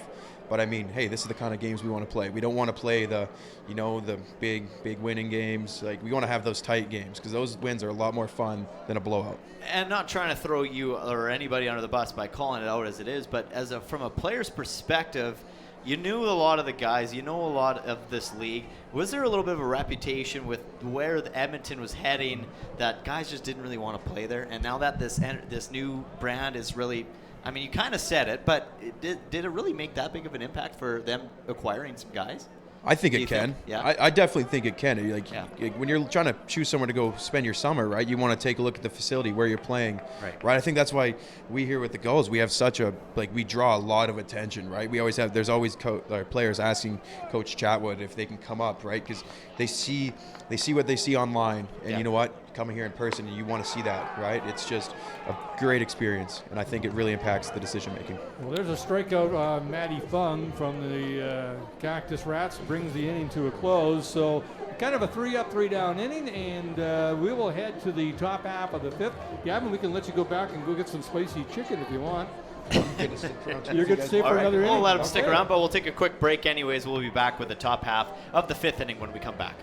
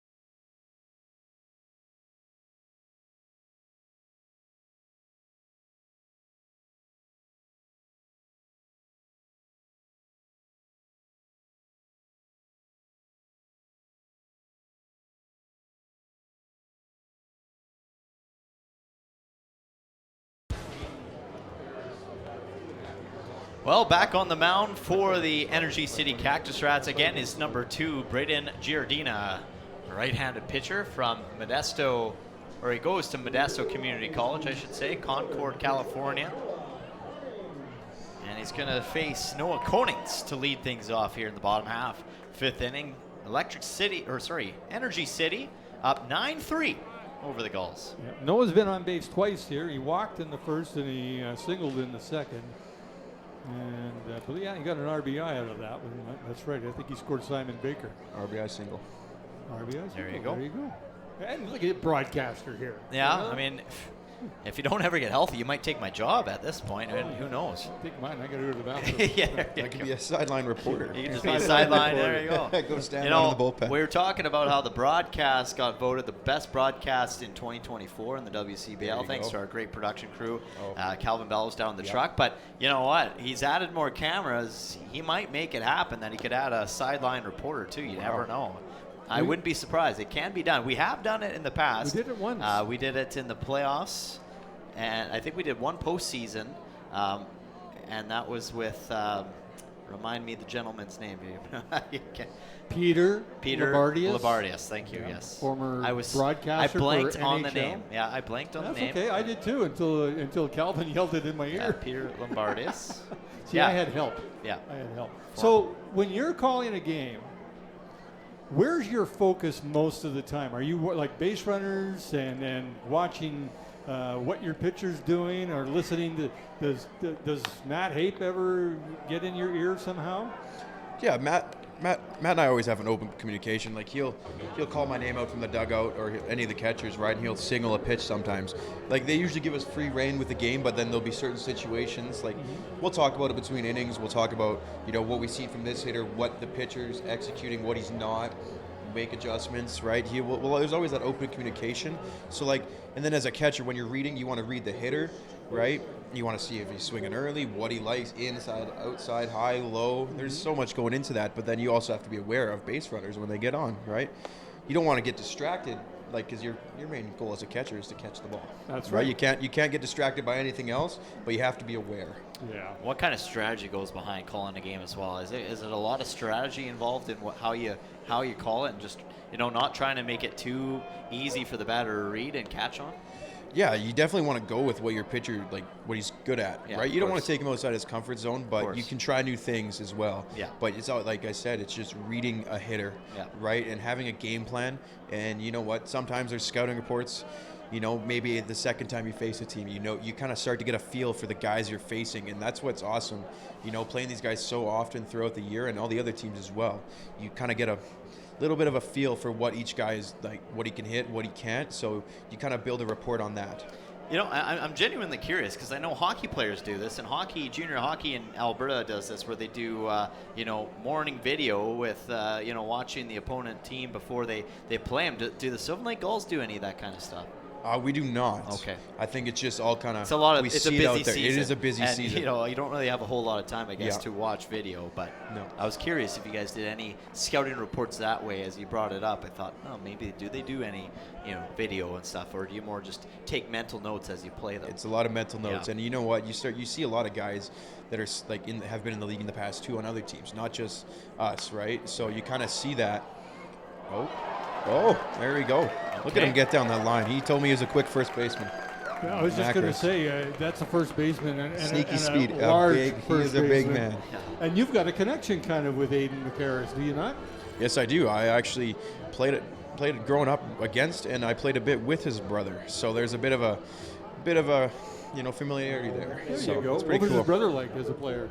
He's a left-handed pitcher and a first baseman. Okay. Solid pitcher and a solid hitter. So. This guy, 2.5 years off of baseball, Aiden McCarris. Yep. And then got back into the game and absolutely loves it. That's a great story, isn't it? Oh, yeah. Speaking of stories, my favorite catcher story, you might appreciate this. This is way back in my day. Tim McCarver was a great broadcaster, was a rookie catcher with the St. Louis Cardinals. He's catching Bob Gibson. Okay. And everybody knows Bob Gibson. Yep. And it's the 9th inning, and Gibson just loaded the bases. He walked 3 guys in a row and loaded the bases. Well, the manager yells at McCarver and says, "Get out there and talk to him." And he goes, looked over at the dugout. So he starts to walk out, and Gibson looks at him and says, "Ray, rookie, do you pitch?" He goes, "No." He says, "Get back behind the plate." And then he struck out the side to end the inning. You do have those kinds of moments, honestly. Like some pitchers do not want you to go out there, but you need to, as a catcher, you need to go out there level-headed. Right? You can't get mad at him. You're just going out there to calm him down. And if he's going to yell at you, you just got to wear it sometimes. And the pitching coach will come. That's when Matt Habe will come out there and kind of calm him down. But you know what? He'll your back up a little bit. Yeah, exactly. You just want to go out there and try and, just give him a breath. Sometimes it's not even about to go talk to him. Sometimes you just go out there to give him a little bit extra time. Is it true a catcher will go out there and just talk nonsense sometimes to take a guy's mind off of things? Oh, exactly. Some guys get way too intense on the mound. Yeah. Right? They'll get too all built up in the moment. You just got to kind of bring them back down. So you go talk to them about anything else. Right? Just get their mind, in a little bit more of a settled place. I love how you just tied that all in together. It's a random story out of my head, and you tied it in together with your own experience. That's awesome. I love that. 2-2 the count here on Jimmy Peltier, the third baseman. Aiden McCarris is the base runner over at first. I like the old swooping leg kick after he takes a ball. When he knows the ball, he has a routine where he steps out of the box and he does a little kick to his leg away from the batter's box. I love it. Kind of his own little Juan Soto shuffle there. Exactly. The Peltier shuffle. Yeah, the Peltier shuffle. That's what we'll call it. There you go. He's already got his own thing now. Good. Takes a walk there. So this is kind of, now we're into the bottom of the fifth. Is this kind of where things need to start turning a little quicker now for the team? Definitely, right? There's still plenty of game, but it's also like every inning you're losing outs. Right, you're losing the opportunity, right? You still can't. You don't want to get worried because look, they put up a 6th spot in the first inning. So another mindset is, why can't we do that? Yeah, exactly. Right, you don't want to rely on that, but that in that dugout, there's the capability to go put up a 6th spot or a 9th spot even, right? I've seen the Gulls do it in the past. Exactly. So I got to ask this question: what's Hunter Jones doing over coaching first base? So we don't got Coach Ben Prediger today, so we threw Hunter Jones over there at first base, and I think he's enjoying himself quite a bit. He was pretty amped up to go. He's got the gold eye black there, and then he's got Evo shields, elbow pads. He's got all the guys' gear. He's pretty, as they say, dripped out over there. Oh, and he's got the coaching pose. Yeah, he does. My. That's brilliant. He wears it well, that's for sure. Yeah, he sure does. Yeah, he's a character. No, he is. One of a kind right there. Yeah. Do you like catching him? Oh, he's pretty fun to catch. When he's on, it's just you throw your glove there and he's going to hit that spot, right? That's good. Bryce Turner, the DH, is in the batter's box facing the pitcher number 2, Braden Giardina, for the Cactus Rats. 9-3 the score here in the bottom half of the 5th inning, 1 down. The Gulls trying to mount some kind of a comeback, maybe chip away, get a couple more runs, that kind of thing. Anything to get momentum shifted on your side is probably a good thing right now, right, Gavin? Exactly. I think right now the biggest thing is here. Try and scratch a couple off. Good. There's a double steal and not even close, really even if he had caught that. No. Macker's had a really good jump out there at second. Good. That's a first baseman stealing with that speed. Yeah, that's good speed. And we'll watch a Hearthstone property management replay yet again here. Unbelievable jump right there. He kind of picked up a camera pattern couldn't even in the catch pitcher. up. Exactly. Pitcher had a pattern there, and he kind of picked it up. Yeah. That's good base running right there. Smart player right there. Once again, we're chatting here with Gavin Galenza in the broadcast booth, joining us as he is not currently in the lineup, but hopefully to make a return at the end of June. And there's another walk. So base is now loaded, Gavin, here at the bottom half of the 5th inning. And as you mentioned, it can be done. 6 runs in an inning. We saw it from Energy City back in the first. The Gulls put 3 up in the second, and so far nothing to show for it since then. But it's looking promising. Okay, I don't want to jinx anything, but here we have a bases loaded situation for number 2. Oh yeah. Who hit that bomb against the Red Deer Riggers on Tuesday night. If you're in that spot, you've hit a home run like that, and now you come up in the same situation. What's going through your head as a batter? I think just put the bat on the ball. You can't go in there overthinking it, right? Because if you put too much pressure on yourself, you might mess up. Right? I think you just want to go out there and put the bat on the ball, right? go put the ball in play and see what happens, right? I think we don't need 4 right now. 4 right now would be awesome, but scratch away here, right? Get it to the next guy. Keep passing the baton is big here. You know, you don't want to give them any momentum off this, so just go keep it simple. Don't overdo it. You sound like a coach. He might be one day. I can see that in my future. Yeah, Can you? I can see it. I could. Okay. Like a position coach or an actual manager, like a chat? Anyway, I just want to be around baseball as long as I can. So whether attaboy. I'm playing, coaching, you know, I just want to be around it. Good answer. I like that. 92-mile-an-hour fastball missing. And Brooks Bachman, second baseman, takes that low and inside. So even working for a walk is a bonus, isn't it? Yes, at this it's point? once again passing it to the next guy, right? Get the next guy up. Your goal is to go beat this pitcher, right? Go outwork him, you know? If you can get deep into a counter, like it's already 2-0, right? He's got to come. He has 3 strikes still, right? Well, he might hit this one here into the field, but, you know, he's still got more left in this at bat, right? As long as you can keep adding on and like putting pressure on this pitcher, right? Putting more stress on him, adding pitches each and every single time, you know, and then getting it to the next guy, right? It's gonna do a lot of good things for you. I love the optimism attitude that you got. It's great. You know, it's just a very positive guy, and that one gets him swinging as well. It's a good changeup. But you know, I got to ask you. I don't want to put you on the spot or anything, and you don't have to answer if you don't feel comfortable. But you know, is there a favorite pitcher that you've catched for in Gulls history? Is one that stands out to you that you really just enjoyed and that you can't forget? I think I got to go Kyle Frelick. Okay. Yeah. Okay. Nice. He's a like I thought I was really smart with the game, but this guy, he is over his awesome. head. That's really good right there. We'll get back to that. That's going to clear the bases, maybe. Or at least they're going to hold him at 3. There you go. There you go. There's that spark, right? Get it to the next guy. A 2-run double by Brooks Bachman gets the Gulls a little closer to that. Good swing. Those Cactus Rats. Yeah, it was a good cut. So Take a look at it. Left, straight over the left fielder's head, and Kenyon Sanders. He had to chase back onto it quickly. So, and good call holding the base runner over at third. You don't want to make that out at home Exactly. plate, You still got 1 out, right? A sac fly could come up here, right? You don't want to make any outs on the base pass that you don't need to, right? Okay, here's a fellow catcher up here. What do you know about your catchers on your fellow catchers on the team this So actually, year? Cam, I played against him my last 2 years at Colby Community College. He is a Cloud County Community College product, and you know what? I've been talking to him the last couple of years because I knew he's a Canadian guy. And then this year, once I found out he was signed with the Gulls as well, I was talking to him. You know, you excited to come up? He's like, yeah, I've heard great things from Gavin Roy because Gavin Roy is a Cloud County product as well. So I was just kind of bite his ear right there, giving a little rundown, and I just tell him how great it is up here. And for as the other two, I mean, they just seem like great guys. I mean, Junior is my catch partner, so I'm glad I remember his name. So there we go. And another run scores on the pass ball there. Or now, is that a wild pitch or a pass ball? It is a wild pitch because it bounced. That is the way you would score that. Okay. But, a coach is going to get on a catcher. Look, he didn't even block it. He flinched away from it. So, as a coach, you're not going to be happy with it, but it is technically a wild pitch. Okay. Pass balls are more so in the air off the glove.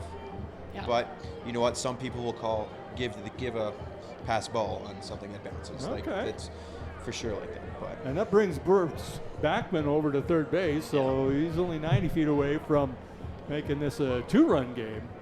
So, everything's still within reach. Exactly. what you predicted.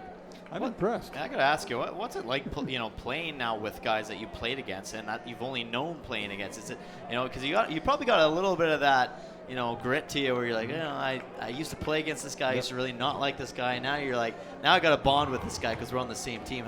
What's that been like for you guys, especially when you go down south and you play against all these guys and then you come up north and you're all of a sudden on the same team? Well, you know what? It's pretty cool because because we played each other, we talk about the games that we played, where we talk about what happened in our conference. We talk about all the other teams we played. Yeah. So you kind of just share the experiences, and it's just another perspective, right? And just, him being a catcher too, him and I will talk about that kind of stuff, and it's just awesome being able to have that kind of, you know, I'm a pretty open person. You know, I don't have any hard feelings, and you know what? I'm always open to meeting new people, and it's pretty cool to, you know, play in the summer with someone you compete against. Yeah. And then, you know, look at last summer, Kai Rempel. You know, we played together. I caught him. Then this year at school, we faced him. It's pretty cool. And then you come back again, and you're boys, right? It's an awesome connection to have. Oh my! He's taken down right there. On the hill there. And then he swoops in and gets the ball. This guy washed it off. The kid gets the ball. At the end of the day, That's the kid awesome. gets the final laugh in that one as the adults go down and they. With beer in hand, by Well, the way. yeah. He didn't. I don't think there was a spill. Yeah, that's, Green Hat was kind of trying to play it off. He thought he was going to catch Here it. we go with the replay, and then a little bit of a foot to the face on the slide. I love it. Oh, That's awesome. That's the entertainment you get. we Added go. value entertainment here at Gulls Field. The That's rain for might sure. have made those berms a little slick. I wouldn't want to go A down little those. slick, yeah. It's a little bit of a water slide out there, I'm sure. And foul tip there by Cam McLeod. You were literally just saying how it's Yeah. so important to make a pitcher throw as many pitches as possible, and that is exactly what Cam McLeod's doing right now. Exactly. You know what? You get it. Well, it was a 1-2 or 0-2 count. You want to just add on as much as you can, whether it's a fouling it off or taking another pitch, right? You know, I think if you can work 0-2 and you can get to 3 balls and you get out, you know, I think of it as a positive at bat, right? This will score, Right here. maybe score a Let's see run. it happen. A little shallow. He's got to get on his horse. You got to go. Well, That's a good throw. good throw by Kenyon Sanders to nail Brooks Backman at home plate to bring the inning to a close, but the Gulls creep a little bit closer, scoring 3 times in this inning to make the score 9-6 as we head into the top of the 6th inning. Gavin, pleasure having you up here, my Thank friend. you, guys. Yeah, thanks, Appreciate buddy. the time. And we'll see you out in the field soon, I hope. Hopefully. I hope to be out there soon. All right, Thank we'll you, be guys. back with the top of the 6th.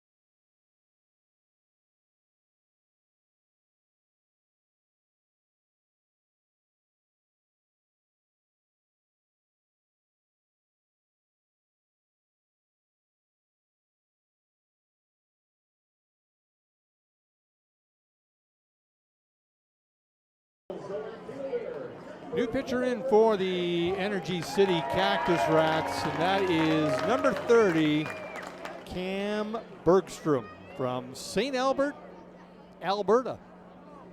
Local product, somewhat local, I guess. An Alberta product, for that matter. And he's facing Matty Fung to start his season with the Cactus Rats. And the first pitch is outside for a ball. The base runners, Simon Baker over at second, and Rowan O'Connor over at first. Getting on base a little nicer than the last time he got on base when he got hit in the head with the ball. This one was just was just a walk. So, you got notes? Yeah, no, just got a little note from our social media lady. So what did I do? Well, just you're saying all the wrong things, basically. Oh, again?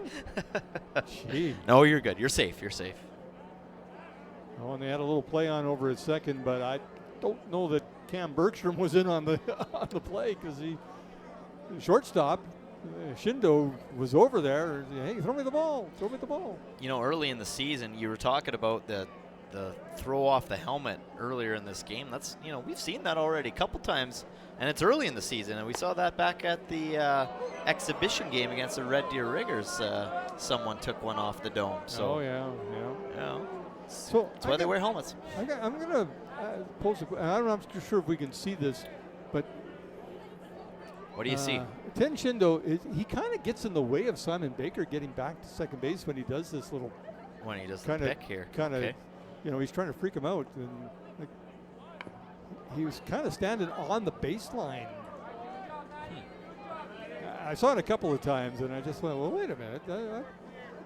Simon might just run him over. Well, you got to be careful there too, right? I mean, that's. Yeah, see, I think they were talking about that too. I think Simon maybe just said, hey, buddy, I don't mind you go to the bag, though. Don't stand in the baseline because I'll run you down. Might be a little size miss. Yeah, there's a little mismatch there, yeah.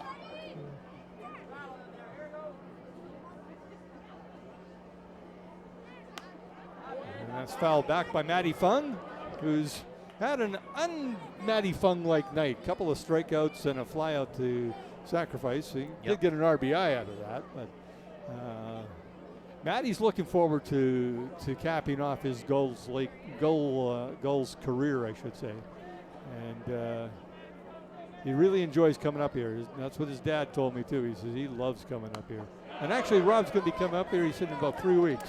I'm not surprised. I'm not surprised. Rob usually makes a couple appearances here. Matty's dad at Gulls Field, a huge supporter of Matty's baseball career, and comes all the way up. And he's a police officer in San Francisco, or San Francisco area. Yep. And he rides a motorcycle. Yeah. He's a motorcycle cop. Yeah, he's a chip. That's pretty neat. Or maybe he's not on the highway, though, because that's what the chips are, the California Highway Patrol guys. But you would know. Him. Yeah, no, it's cool. It's a cool career. It's a very cool career.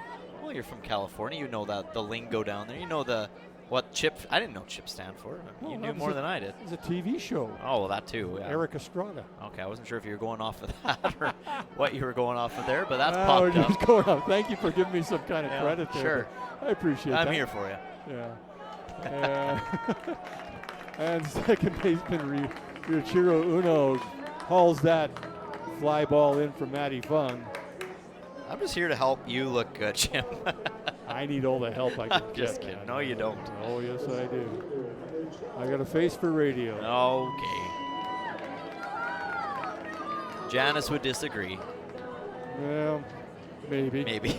Yeah, maybe. I showed you the senior tattoo on my arm. Yeah, you did show me that. That's pretty cool. I think she might have snuck up on me in the middle of the night and punched me. What did you do? I don't know. It's one of those I don't have an answer. Yeah, but I'm sure she's got some. Yeah. There you go. You'll get the look. It's like, you don't know what you did? You should know. Oh, yeah. Oh, boy. And then you got to go back in the tail into tucked the between your legs. And you go, what did I do? Was it this? Was it this? Anyway. Want to know the count here on Noah Konings, who shows he's got a set of wheels out in center field, which most center fielders do. Yeah. There's a lot of ground to cover out there. We've had a few good center field. We've had good position players through the whole Yeah, 4 years. We've had some really good third basemen. You know, all around. Absolutely. Shortstops, catchers, second basemen, catchers. Like it's just been good, young, solid kids that have come up and played, and be embraced by the fans here in Sylvan Lake, and then vice versa, kind of thing. So like that. 2-1 on Konings here. Good block there by Ruderman. Yeah, if that gets by him, then you get runners in scoring position. So that was a crucial stop by him. Yeah. Little plays sometimes make a difference. You never know which one is going to be the difference maker there. So 3-1 the count on Konings. 9-6 Cactus Rask lead here in the sixth, and that's lifted out to right field. That could drop in fair, and it's going to. Simon Baker's getting the wave. No, he's getting a hold there from Wyatt McKnight. Yeah, that's a good call by Wyatt McKnight to hold him at third, because the runners had to really hold off on advancing until they knew exactly what that ball was doing. That ball got caught up in that wind. That wind is so heavy right now, it basically like hit a brick wall once it got up to the high altitude, and then next thing you know, boom, drops in. Now finally the runners can advance, and by that time, ball's too shallow for them to even think about running another base and trying to get home for Simon Baker. So the bases are loaded for Aiden McCarris, who has shown off his wheels, but during batting practice on the exhibition game, he showed off that he's got a powerful bat. Yeah, you were mentioning it, just lifting them right over the fence and a long ways. I had to change where I parked my vehicle. Usually it's safe over there. I don't know if it'd be safe over the left field wall there. So we'll see. Aiden McCarris stepping in. And he told me, he said he's of Ukrainian descent. Okay. And so we had a little chat about Ukrainian stuff, and he said pierogies, love pierogies. He says, love eating pierogies. And I said, potato and bacon ones? He's, yeah. And he said, with the onion butter and some cream cheese or sour cream. Yeah. I'm getting hungry. Yeah, well, you know, speaking of that, pierogies, Tuesday night, exhibition game night, before we came to that game, our good sponsor of the Sylvan Lake Gulls, Lodge 43, Tuesday night's pierogi night there. Oh, okay. 50-cent pierogies, Jim. You know, so 50-cent pierogies, and then it's got all the toppings and the sides and the sauces that you can add for another 25 cents, 50 cents, whatever it might be. And you know what? I got to tell you, very big fan of Lodge 43's pierogies. There you go. That was delicious. Well, I'll tell you a and it's got me hungry now, so thank you. Yeah, you're welcome. And Harris hits this deep to left field, but it goes foul. Yeah. That's right into the breeze. Yeah, and the wind, I think, helped push it to the left as well, which would have helped cross the foul line. So my radio career started in Dauphin, Manitoba, CKDM radio in Dauphin, Manitoba, which is the Ukrainian capital of Canada. I know we're Vegreville people, they got the Pasenka, okay, we got, but Dauphin had the Ukrainian festival, and there was a heavy Ukrainian population there. As McCarris strikes out for the second out of the inning. So I had a little basement suite as we watched that beautiful pitch there by Bergstrom to catch McCarris way out in front. And the family that lived upstairs, every night I would come home from work, there would be a plate of pierogies and halapshi, cabbage rolls, outside my door. Well, I got to the point where I can't eat those anymore. I got so sick of them. I was just like, I understood what she was. So what I would do is I'd wrap them up in foil, put them in the fridge, and then bring them to work. And then, of course, radio guys, they'll eat anything. Oh, yeah, you'll crush whatever's free. free. Yeah. Are you eating that? That's free? I'll eat that. Yeah, that explains the radio personality perfectly. Yeah. Oh, free? If it ain't free, it ain't me. Yeah, exactly. Yeah. Oh, if there's no deal, I don't want it. Yeah. Okay, so now we got to figure out something we can recall what Jimmy Pelche does. The Pelche, I think it was perfect what. Pelche pivot, maybe? I don't know, maybe. You got to go for the alliteration, I guess, but he does it. Pelche swag. I don't know. We got to ask him about that. What's the point of that? What's the purpose? What are you doing there? Is there a reason, or is that just a habit? I should have wrote down what Gavin Galenza said. I already forgot what he. It was like Juan Soto does. Pelche. Yeah, I don't know what he called it. He called it something. And it was Did smooth. he? It was smooth. Yeah, you didn't. You missed that, did you? I did. Okay. I was watching the ball game. You Well, guys were talking. And there you go.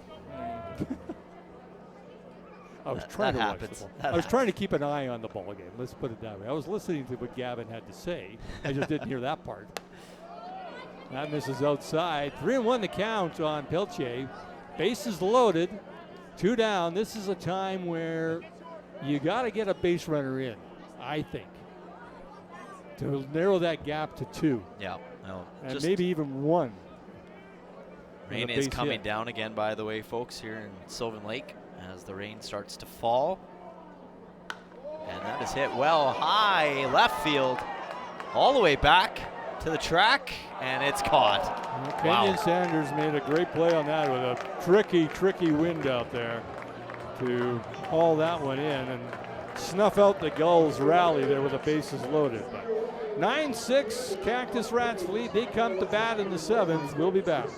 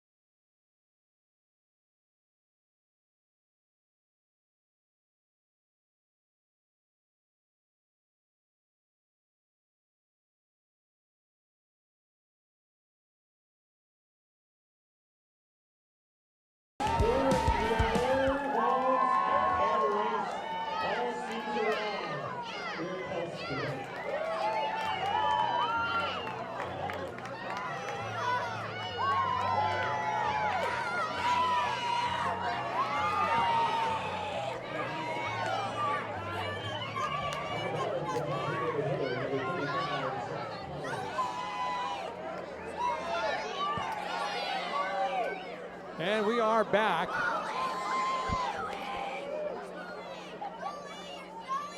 We were back.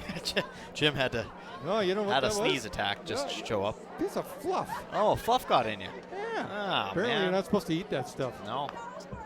Not good protein. No. Ben Bowman in for his second inning of work here, or his second inning, I guess.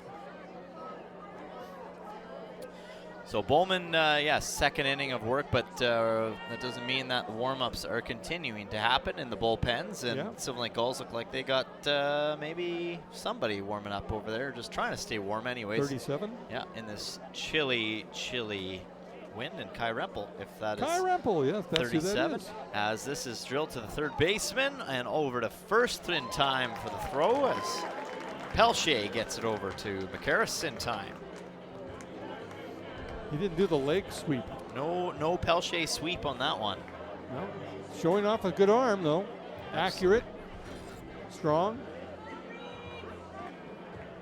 Seems like he's got some personality, too. I like that.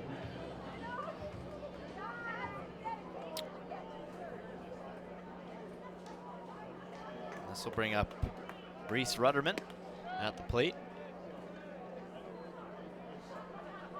Jimmy Pelche, he's from Montreal, Quebec. Yep. Not like there's another Montreal. I don't know why I said Quebec. All I do is say Montreal.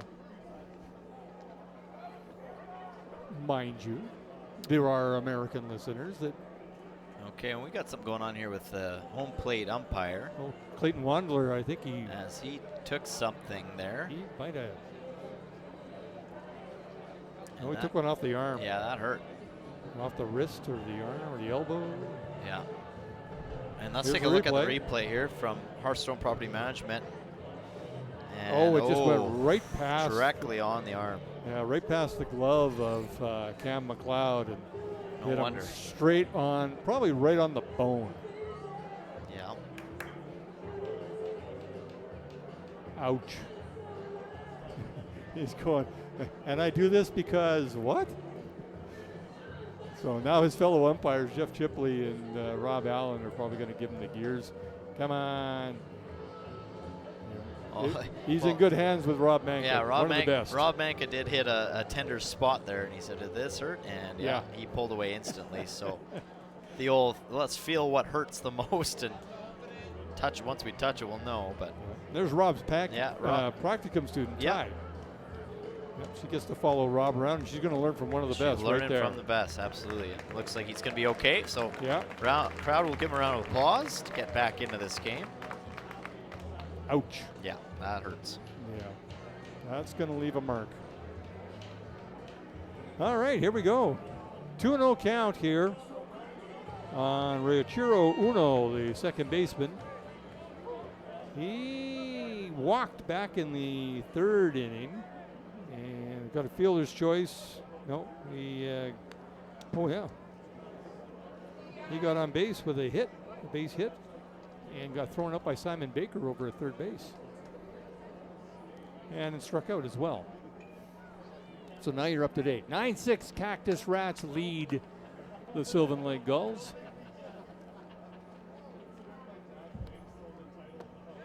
And you would think with 15 runs, there would be a lot of hits, but there's been 9 hits. Yeah, no, a lot of errors and Well, 2 errors. walks, and Walks is that's the main thing, right? Yeah. Walks is that's the killer.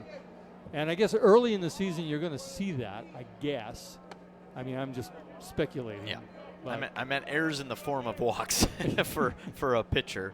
Absolutely. that is a bit of an error. It's a little bit of it's a pitcher error if you know what I mean. But I liked how Gavin explained wild pitch and pass ball a too. bounce and I mean, I like how he explained too, but a catcher should have still gotten in front of that ball.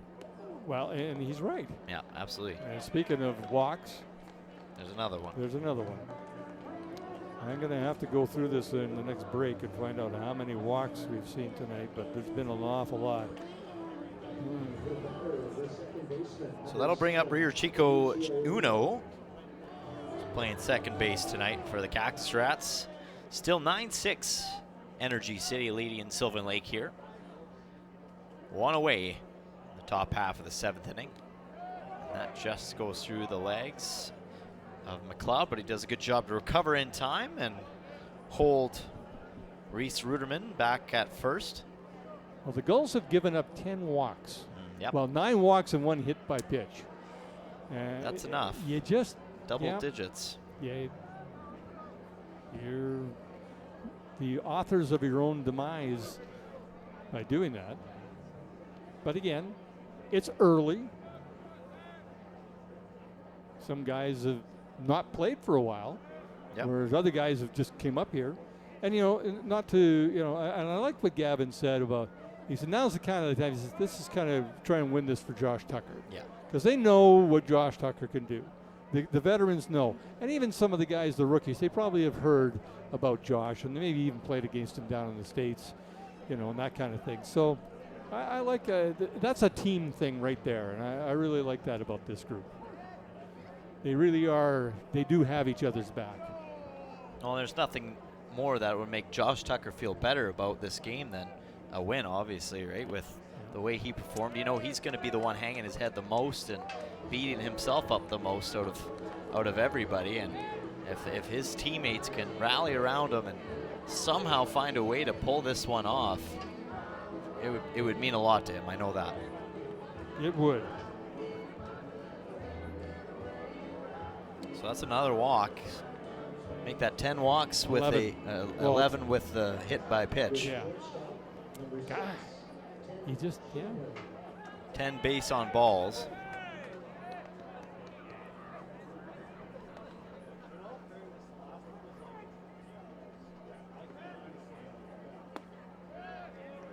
And the Gulls may be looking to turn to the veteran Kai Rempel to come in and close this one out, who's warming up still in the Gulls bullpen.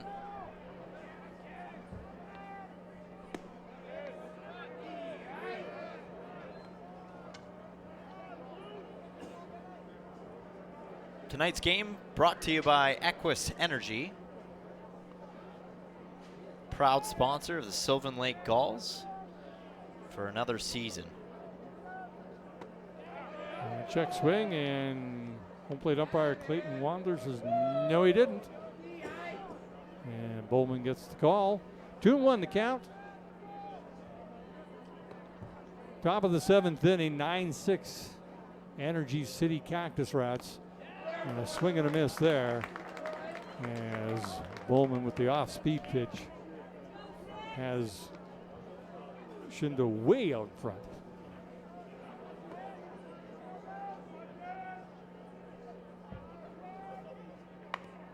And that's script foul. Count now 2-2.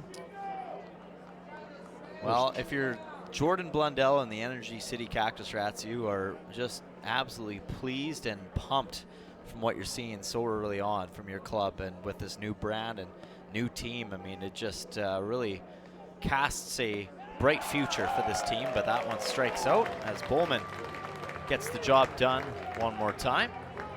What do you think of the uniforms? I love it.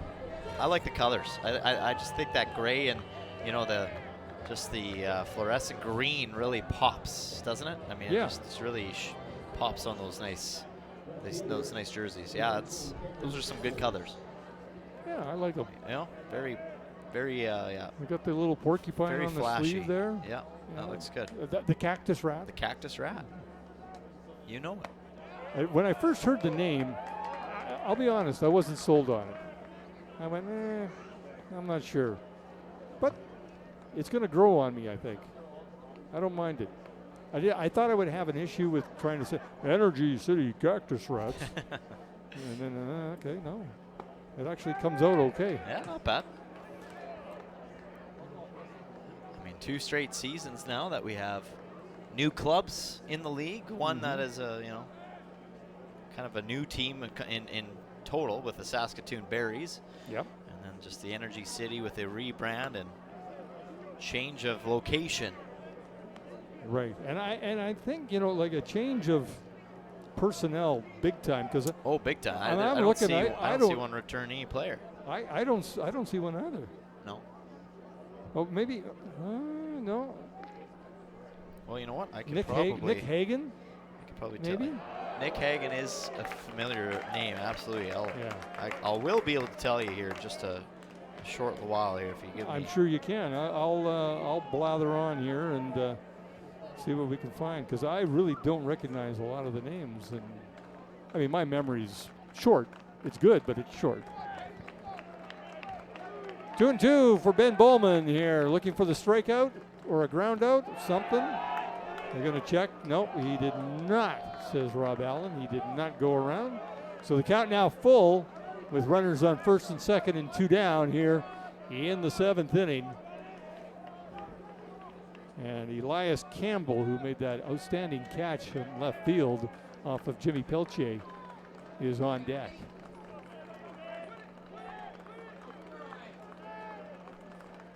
And swing and a miss, and a strikeout to end the inning and end the threat by the Cactus Rats. No runs on no hits. 2 men left on base. We'll head to the bottom of the 7th. Gulls coming to bat. All right, we're moving down to the middle of the 7th inning. If you're still sticking around, we appreciate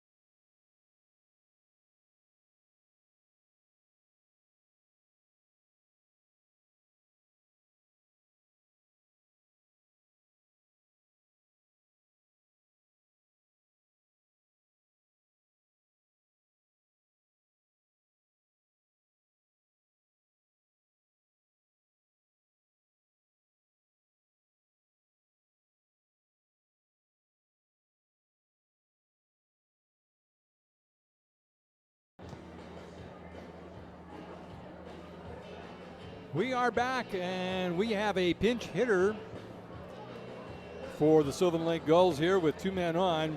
This is Junior Garcia stepping in to bat for his fellow catcher, Cam McLeod. So that tells me that probably Junior is going to stay in the game as the catcher after his at-bat.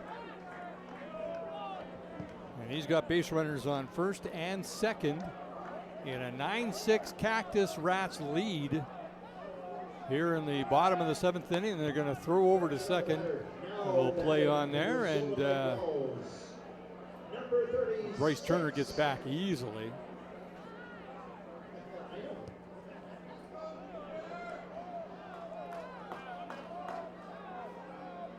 I'm sorry, you know what? Did you get the new pitcher, by the way, Kim? I didn't. Yeah, I sure did. It's Chris Nino. Okay, thank you. And Junior Garcia is the pinch hitter here at the plate. I'm sure you caught that. That one I got. Okay, good to know. I was focusing on that and forgot that they made a pitching change. And the fans are chanting something at the pitcher here, trying to get him off his game.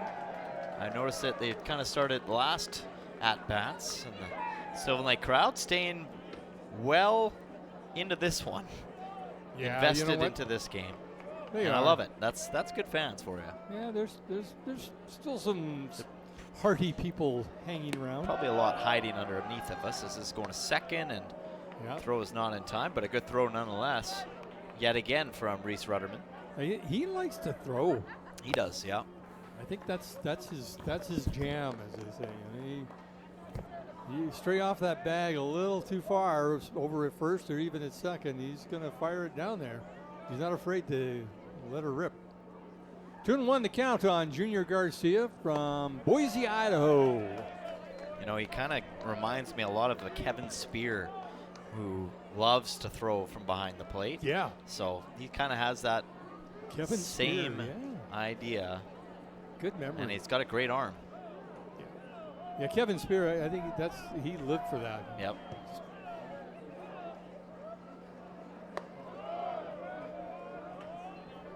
Full count there on Junior Garcia. Simon Baker on deck. Sorry. Sorry to cut you off there, Jim. I was just going to say the score. There you go. Nothing serious. 9-6. Bottom of the 7th. Rain coming down. Cool night in Sylvan Lake. Season opener. What else can I tell you? Gotta love the Good smell. to be back. You gotta love the smell of fresh rain too, right? Mixed in with a little bit of that concession food Yeah. that's brewing from the concourse downstairs. You know? I don't think I've been any hungrier than I am right now. Well, we talked pierogies. Yeah, We've been munching on we kind of did it to ourselves. Thanks for Rob Fung. fortune cookies. Yeah, we at least have something to snack on to kind of hold us over. That's strip right off foul. right off the leg too. Ouch. Walk that one off. Again, if you're just tuning in, you got Jim Cale Clark here with you on the Gulls broadcast on FloCollege, brought to you by visitsylvanlake.ca. Truly, I mean it when I say visit Sylvan Lake, because it's always a good time here in the summer. It is. Lots to do. Lots to do. There's a lake. There's golf, great golf courses in the area. 3 or 4 really nice courses, like all within, I don't know, 15 minutes. Exactly. If that. So Junior Garcia works his way into a walk to load the bases with nobody out. This is Another walk. a walk, but talk about an opportunity here right now for the Sylvan Lake Gulls. They can break this.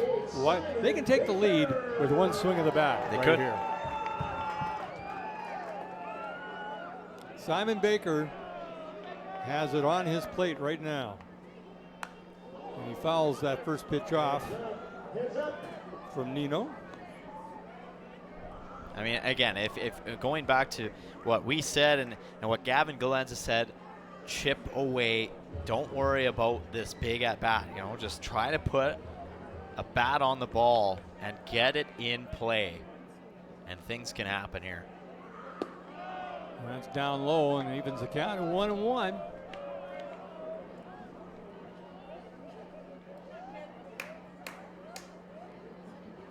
are excited. I mean, it's definitely picked up with the noise level here at Gulls Field. Yeah, They the know ones that it's- have stuck around, yeah, yeah. absolutely. I mean, you can't blame anybody for going home on this. But Well, especially when they go home, still watch the game and watch us, right? oh, Hey! yeah, there we go. That's what they're doing. That's what they're doing. Or they could be watching the highlights of the Oilers win. Yeah, that could be it too.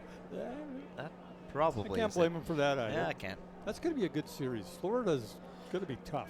Well, I The mean, Oilers are it gonna was- be It was a tough, heck too. of a series last year. And Baker's going to get at least one run in.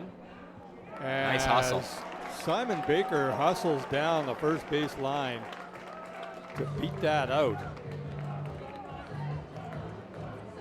That was a great hustle by Simon Baker. I mean, he knew he kind of put that in a vulnerable position for Energy City to really take advantage and get a double play out of it. But Simon Baker got on his horse and he hustled head down Look at him and go. did everything he could to get there. And he still got the old RBI as well from that. Cashes in Bryce Turner to make it 9-7 Cactus Rats with still one down and runners on the corners.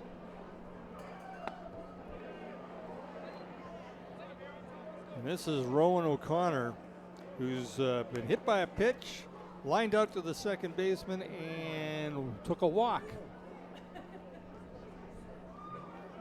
So he's trying to turn it over to the top of the order with Matty Fung on deck.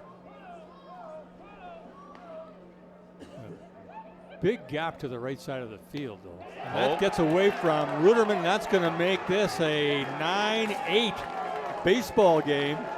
And now Simon Baker at third, the tying run, has made his way all the way over to the other corner. It was just a tough one for Reese Rudderman to find. I mean, you take a look at it, goes right over off the tip of his glove, and he turns around and he has no idea where that ball was. It was an easy score for Bachman there. So Simon Baker in scoring position. And Rowan O'Connor with a 1-1 count. Young man from Seattle. Okay, now he took a ball off the head, and that one just came really close to him too. And he's probably the thinking, top of the helmet. wait a minute. Yeah, that once is enough. That might have taken a little bit of paint off the top there. Yeah. Do you remember that one game Gavin Galenza got hit like 3 times? Yeah, I do. I was going to bring that up to him, We but I thought, should've, nah, it's yeah. probably still sore. yeah. His feelings are still hurt from it, probably. Good pitch there from Chris Nino. That was a rough night for Gavin Glenn. Oh, yeah. And here, this is the play from earlier. Yeah. Right off the Bink. dome. Ouch. Hey. And that's why you wear a helmet, Yeah, folks. that is why.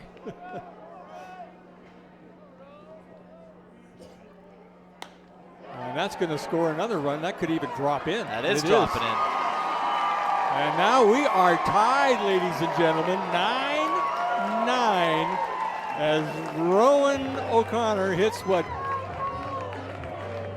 some would refer to as a duck fart out into shallow right field. Hank Dodson was the one that told me that one a couple of years ago. Well, you thought you've seen it all. Well, you really haven't. I mean, it's, or you really have, I apologize. That was absolutely incredible. What a comeback that this Gulls team has put together. And now they're still not done yet. Matty Fung at the plate, 1 away. Tie game, 9-9, and still got 2 full innings to be played. Maybe. Well, I think 1.5 for sure. 1.5 for sure, yeah. So now, when you look at this inning, that hustle by Simon Baker to beat out that and not get the double play is huge. And there's another chance for a stolen base. He's got to hang on to the bag. And he did. And luckily the ball kind of trickled away from the second baseman in Uno. So Rowan O'Connor shows his speed and takes a stolen base.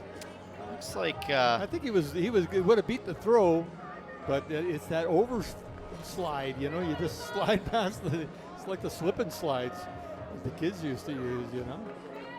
now Rowan O'Connor kind of had to walk away and shake something off. I'm not sure if he pulled something there in the arm or he kind of shook his hand a little bit, so or if he might have got stepped on. Maybe jammed in it a little bit. Yeah, hit or the bag. jammed it in the bag. So And Matty Fung checks his swing on that one. Now, if you want a guy over at, at the plate when you could have the go-ahead run, this is the guy. absolutely. But he's got a 3-0 count, so he's great eye. He'll take the walk. You almost want to give him the green light to swing, but tie game, 7th inning. Yeah, let him use that good batting eye that he has, and he takes the walk to put himself over at first base, and that'll bring up Noah Konings, who had a single the last time up, had a single back in the 2nd inning, and a walk and a ground out to second base. 1 RBI already on the night, looking to make it 2. And the Gulls bench is joining in with the crowd's fun on the. I think they're trying to put some kind of hex on the pitcher. Oh, and that gets away from Ruderman, and now we've got 2 runners in scoring position. This is, yeah. It's getting ugly for Energy City right now. This is, I mean, I don't want to jinx anything or anything, but for Coach Blondell is thinking, wait a minute, I thought we got rid of this when we changed our team name and changed our colors.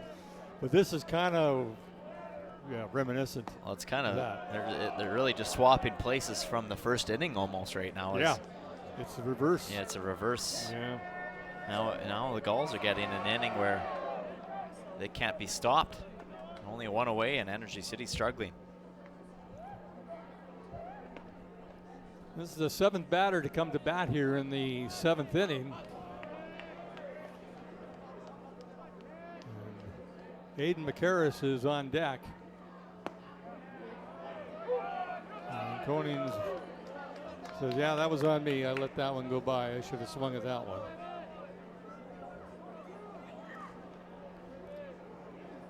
I wonder if I left my window open in my truck. I hope you didn't.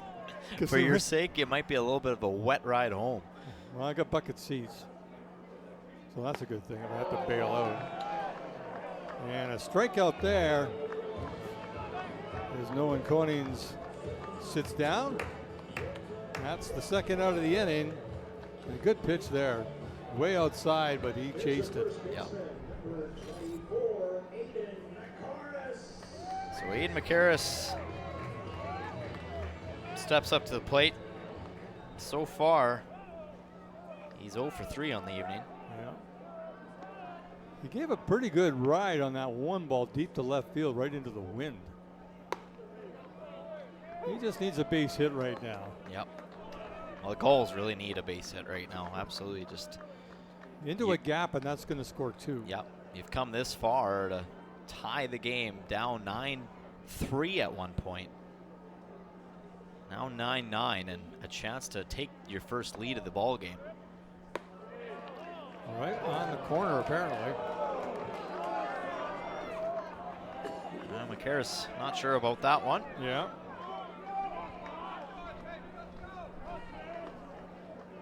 Christino getting a little bit more confident after putting away a batter, and up 0-2 on this count. And the 0-2 pitch. Nope. That was pretty much the same spot. Yeah, it was close. I mean, and that's exactly where Reese Rudderman wanted him to throw it too. I mean, Rudderman was pumped when he saw that throw come in. He did kind of bring it back in a little. He tried to frame it. Yeah. And that might have, might have done him in for getting the call. There's a lot of movement on that glove. And umpires, they don't get fooled too much by that. Yeah, but McCarris got fooled by that pitch as he strikes out the end of the inning. But the Sylvan Lake Gulls have knotted it up with 3 runs in this inning. We head to the top of the 8th, tied at 9. Do what?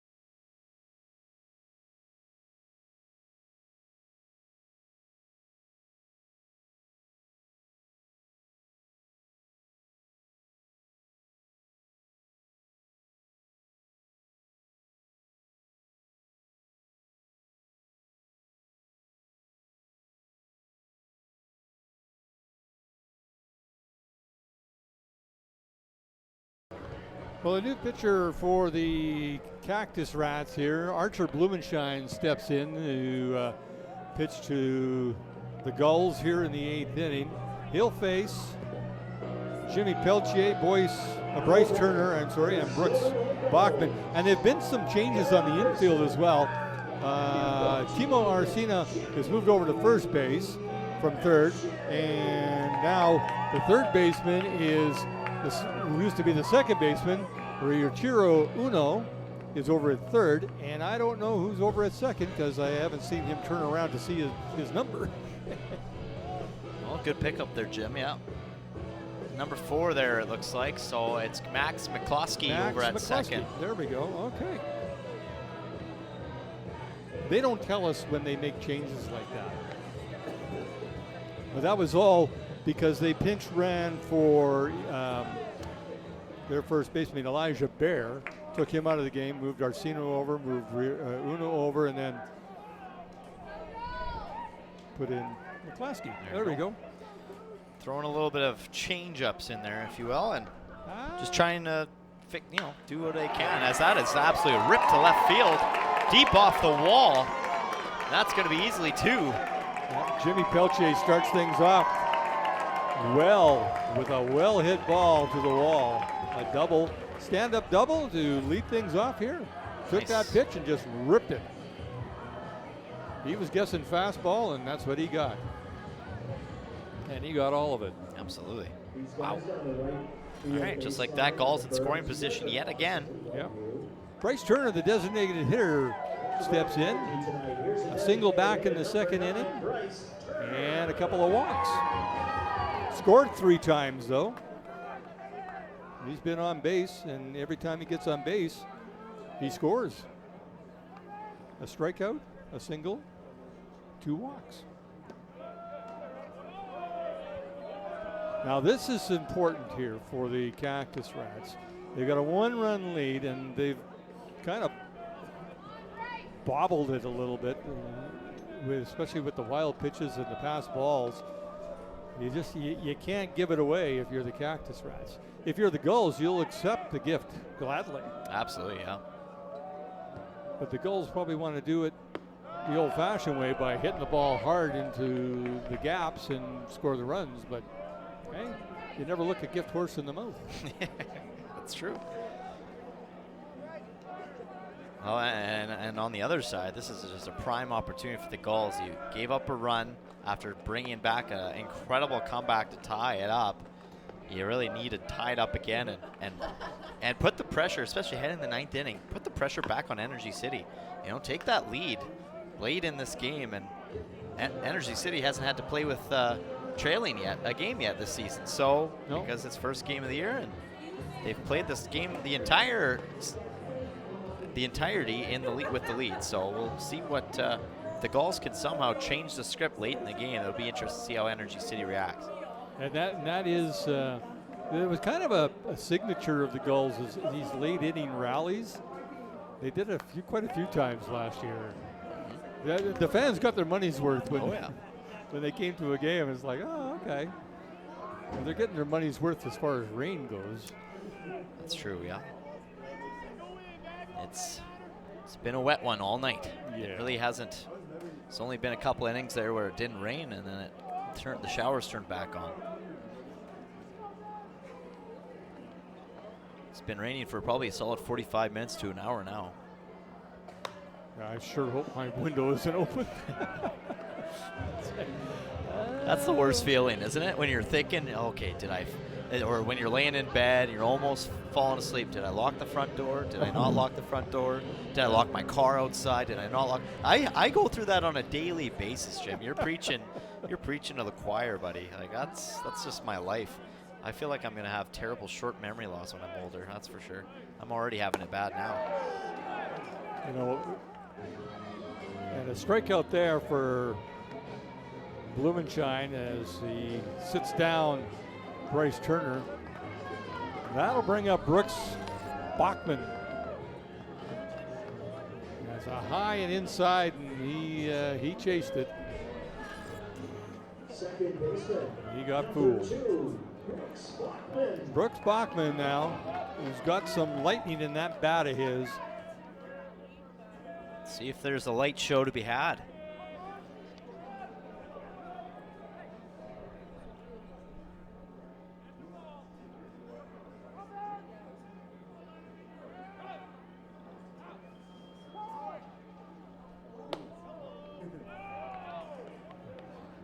A lot of dancing around there by Ten Chindo over at shortstop, trying to distract Jimmy Pelche over at second base. Little game play in play there. A little bit of a stare down there for a while. It kind of got awkward.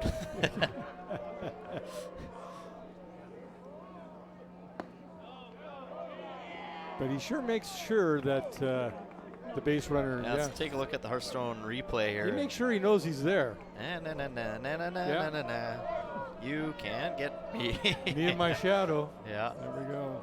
Look at that. That's like a good job, guys. You could count down. You could count to 5-6 seconds there. That's a good stare down there. Thanks, Calvin.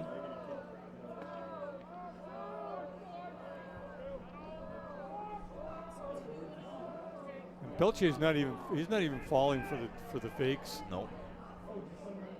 Although he probably should keep an eye on it because we know Rutterman's got a pretty good arm. He does, yeah. I mean, we don't really know what Archer Blumenshine has on him. I mean, he has to really turn his body all the way around to kind of get the ball there. Yeah, it's an awkward throw for him. It is an awkward throw. Not as awkward as if you're a lefty. No. Oh, lefty, you'd have him picked off no problem. I think, but maybe you don't. And you almost wonder too if there's just a little bit of delay of watching second base is having an effect on Brooks Bachman. With the at bat just kind of taking him out of tempo. It's taken a while for every pitch to come down at him. In this league we don't have the pitcher's count. We don't have the clock. Clock, yeah. Oh, and there's the throw down. I tell you, Rutterman, he loves to throw. And they nailed him. That is, well, I hate to say I called it, but I kind of called it. And that brings the inning to a close, so the threat, the leadoff double by Jimmy Pelche amounts to nothing. We will head to the top of the ninth inning, 10-9 Cactus Rats.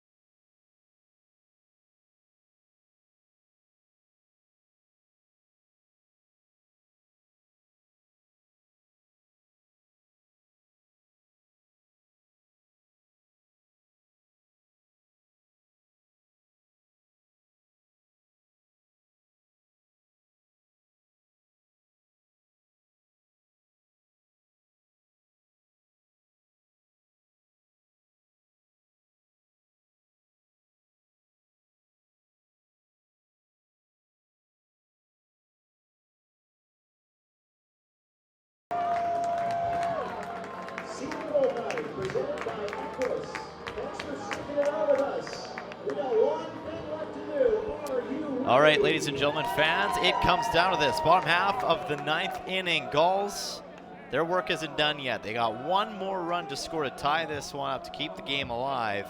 Cactus Rats have different plans. As stepping up to the plate is number 35, Junior Garcia, pinch hitting for Cam McLeod, who had a great game behind the plate in his Sylvan Lake debut.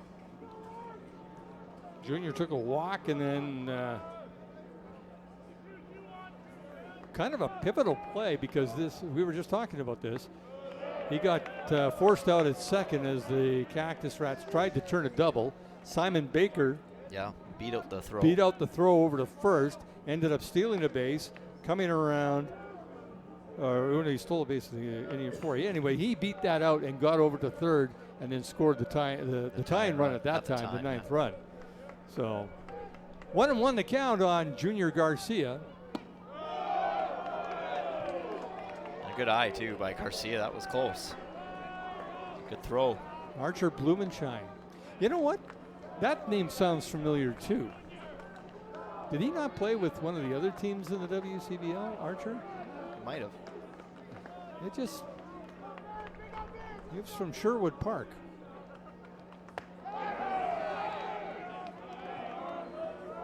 Two and two the count now on Junior Garcia, as he leads things off here in the bottom half of the 9th inning. Junior Garcia, Simon Baker, and Rowan O'Connor are the three batters scheduled for this bottom half of the 9th. A 10-9 Cactus Rats lead over the Sylvan Lake Gulls, and Garcia fouls this back out of play to keep the count at 2-2. Well, he did play with the Edmonton Prospects, I believe. So. Oh, okay. So he there's is another returning player. Yeah. I knew it. I mean, it's not a regular kind of name. Blumenshine. It's different. Okay. Yeah. It's unique.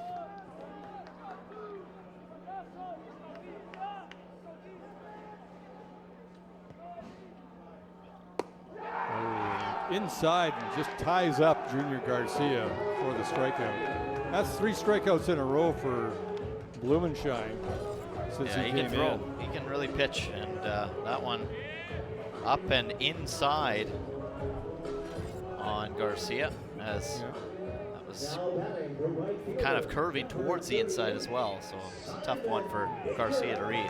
I think I remember a game when he came in and pitched with the Prospects. He had like 4 or 5 innings where he just dominated and then just ran out of gas. Here's Simon Baker, who we mentioned was doing a lot of small things right tonight. And has been the reason that kind of gave the Gulls the energy in the first place to kind of turn things around and kind of get going. And then, you know, of course, the guy that tied the game at the time back in the 8th inning. That's right. We'll see if he's got anything else, any magic left. And he watches that go by and even the count at 1-1.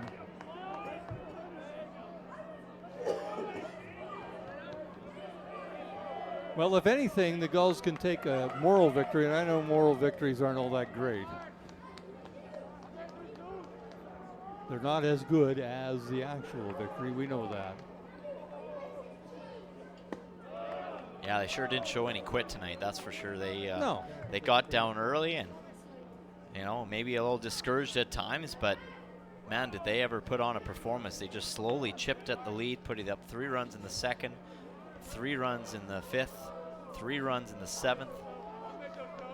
They tied it up 9-9, being down 6 runs twice in this game. And now they're only down 1, bottom half of the 9th inning. And it's not done yet. No, not done yet.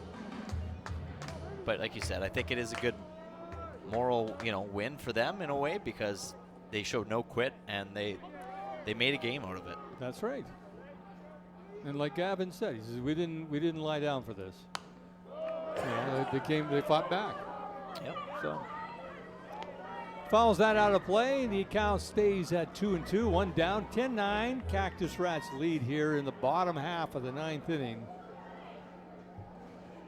A different kind of game for the home opener. Just a lot of really good plays and then a lot of I'm not sure what that was all about kind of thing. They get a chance to have a rematch next Tuesday night against Energy City. Yeah. That misses on the outside corner. Count now full. I'm sure Simon Baker would take a walk right now too. A base hit is nice. A walk on base is does good the same thing.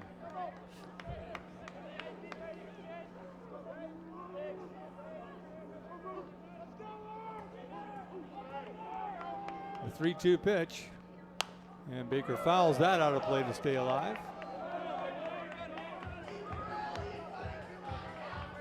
Yeah, Baker's doing a really good job of hanging in there. Really making number 22 Blumenshine work for this one. Archer Blumenshine, a pitcher that takes a lot of time on the mound, doesn't he? Mm-hmm. Yeah, I don't think he would like the pitch clock. No, he wouldn't do very well in it. And there's the walk. So the tying run gets on base. That is a great at-bat for Simon Baker. Again, just another small thing that he did tonight that keeps things going. And it's the little things like that that really matter in games like this. So we'll see what the Gulls can use out of that now. Yeah. And how that transpires. Number 16, Rowan O'Connor. Rowan O'Connor steps in with one down here. Now does Simon Baker try and steal a base here off of Blumenshine? I mean, one out. You try to get a little bit of an extra base. You don't want to give him an easy out either. No. But you get yourself that close and get in scoring position. Yeah, you wonder if you take the gamble. We know he's got some speed. But then you also got to take into consideration the conditions. But that's a base hit right up the middle.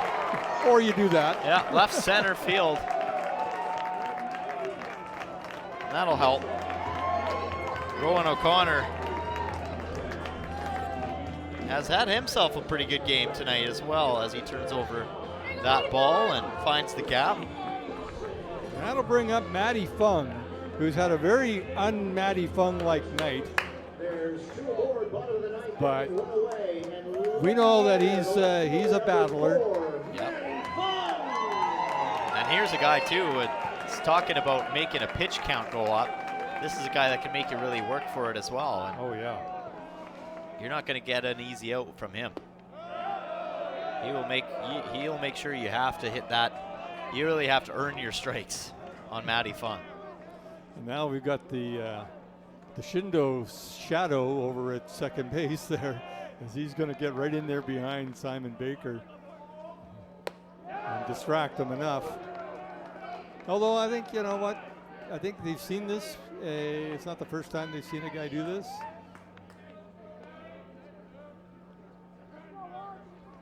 1-1 the count on Matty Fung.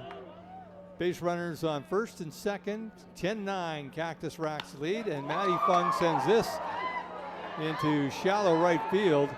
Simon Baker's going to tag and not go. Oh, geez. Oh, look out. Yeah, that was. He almost got nailed at second on the throw in from the right fielder, Parker Husu. Yeah, that was an absolute laser beam from right field. Parker Husu had a cannon of an arm on him. Let's take a look at this.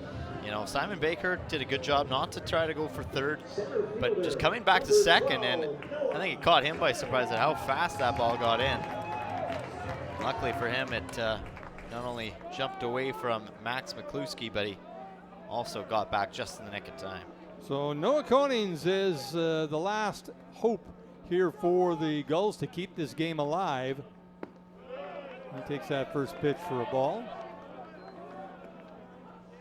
He's had a decent night at the plate. He sure has, yeah. Couple of base hits. 2 for 4. Yeah. So did Rowan O'Connor. Well, Rowan O'Connor's 2 for 4 as well with a couple RBIs. And that curveball lands in for a strike. Evens the count at 1-1. Simon Baker, the base runner, over at second. He's the one that can tie it up. The go-ahead or winning run is over at first base. And Rowan O'Connor. And that's down in the dirt. Count now 2-1.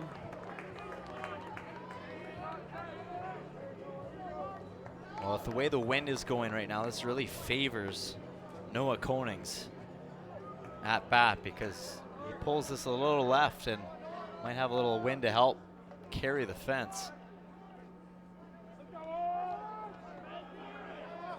Wind coming from the west to east. That misses high.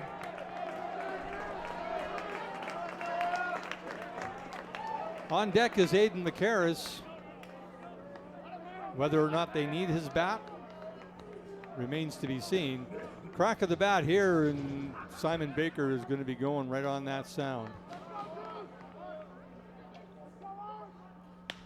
Just like that. That's going to drop in, and Simon Baker's going to tie this game up. Wow. Just like that. And And Rowan O'Connor, position with some heads-up base running, gets over to third. So now all sorts of things can happen on that kind of play. Wow, that is just absolutely clutch execution from Noah Konings, lifting that into shallow left center field. And just like that, the Bulldogs tie it up again. Or sorry, my apologies, Sylvan Lake Gulls, my apologies. Wow. Clearly my head is still in hockey. Thanks for catching me, partner. Holy cow. It's late, okay? It's late. Hey, It's the late. first game. This is the first game. That's all. I'm coming in from hockey. My apologies, fans. I'm coming in from my hockey job to baseball job, and whoops. Oh, that's okay. I just like, Yeah, well, whatever. good catch. I didn't even catch it. You got it, and I didn't. Yeah, So no good for you. problem, no problem. So here we go, 10-10 now. Great heads-up running by Rowan O'Connor to get to third base. So now a pass ball, which we've seen happen tonight. I mean, yes, Reese Ruderman has been pretty good behind the plate with his arm, but he's had some difficulty blocking and keeping that ball in front of him. If that goes to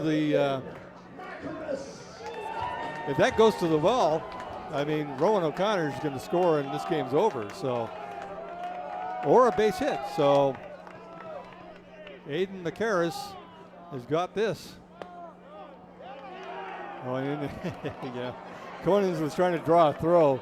We saw that quite a few times last year. The Gulls would use that play where they would try and draw a throw and get the guy going. And Rudderman wasn't biting on that one. No, he wasn't. I don't care about that guy. It's the guy at third that's the danger.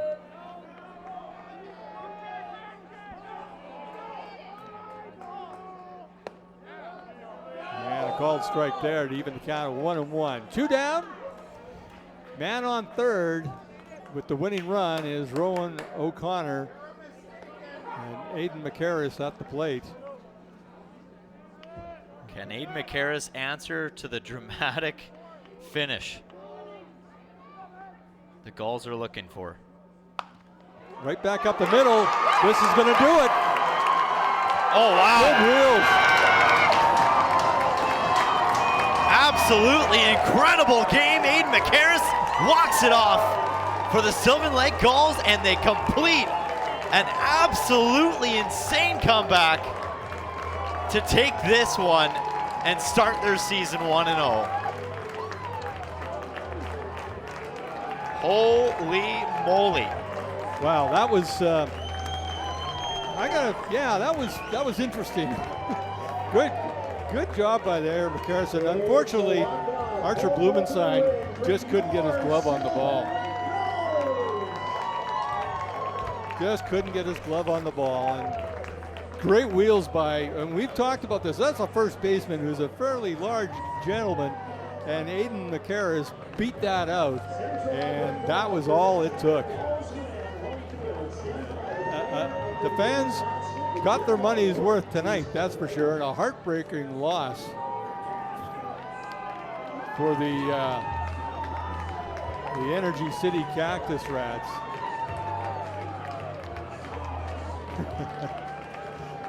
Aiden McCarris, half his shirt was off there.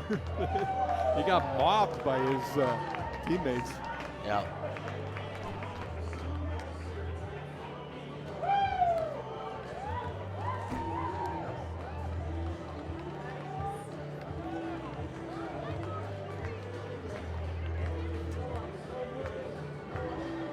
So there we go. The Gulls celebrating a 11-10, not a slugfest, but the Gulls' bats came alive later on in the game.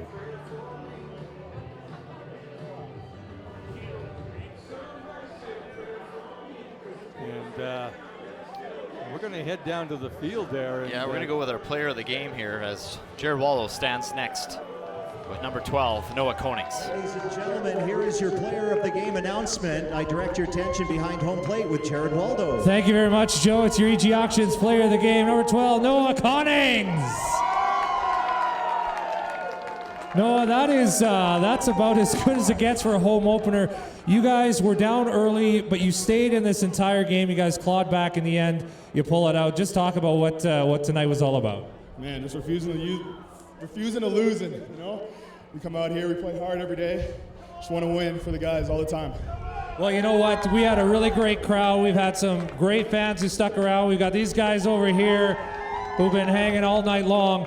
Just talk about what being a Sylvan Lake Gull so far has been like. Oh, it's been awesome. It's a great spot. Love the people here, love the city.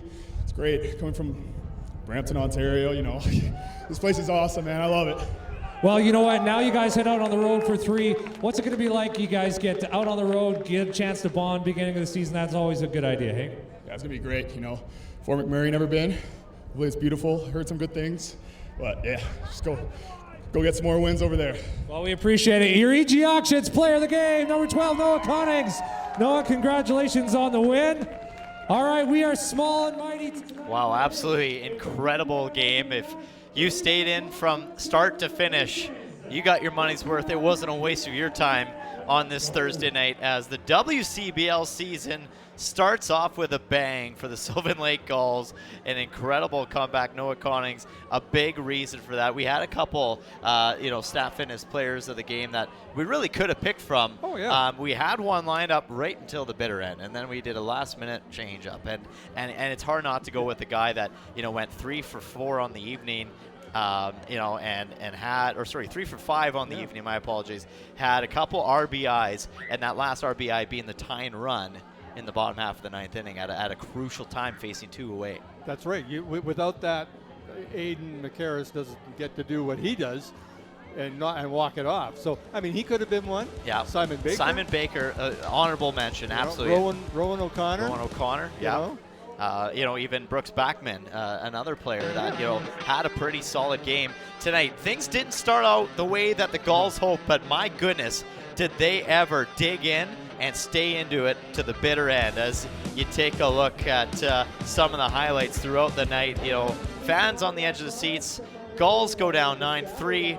Then they have an open inning in the 5th where they score 3, bring it back to within 3. We have a little bit of a slip and slide on the berm with fans trying to get balls. Some good pitching that came in late in the game for the Gulls. Some great outfield work from Energy City. The rain just continued to fall as this one went on, but that didn't cool the Gulls down as they continued to make a push to tie it off and walk this one off. It was an incredible one. The Gulls start perfect. For Jim Claggett, myself, and the broadcast crew, we thank you for watching with another Bird's Eye View. We'll see you next time.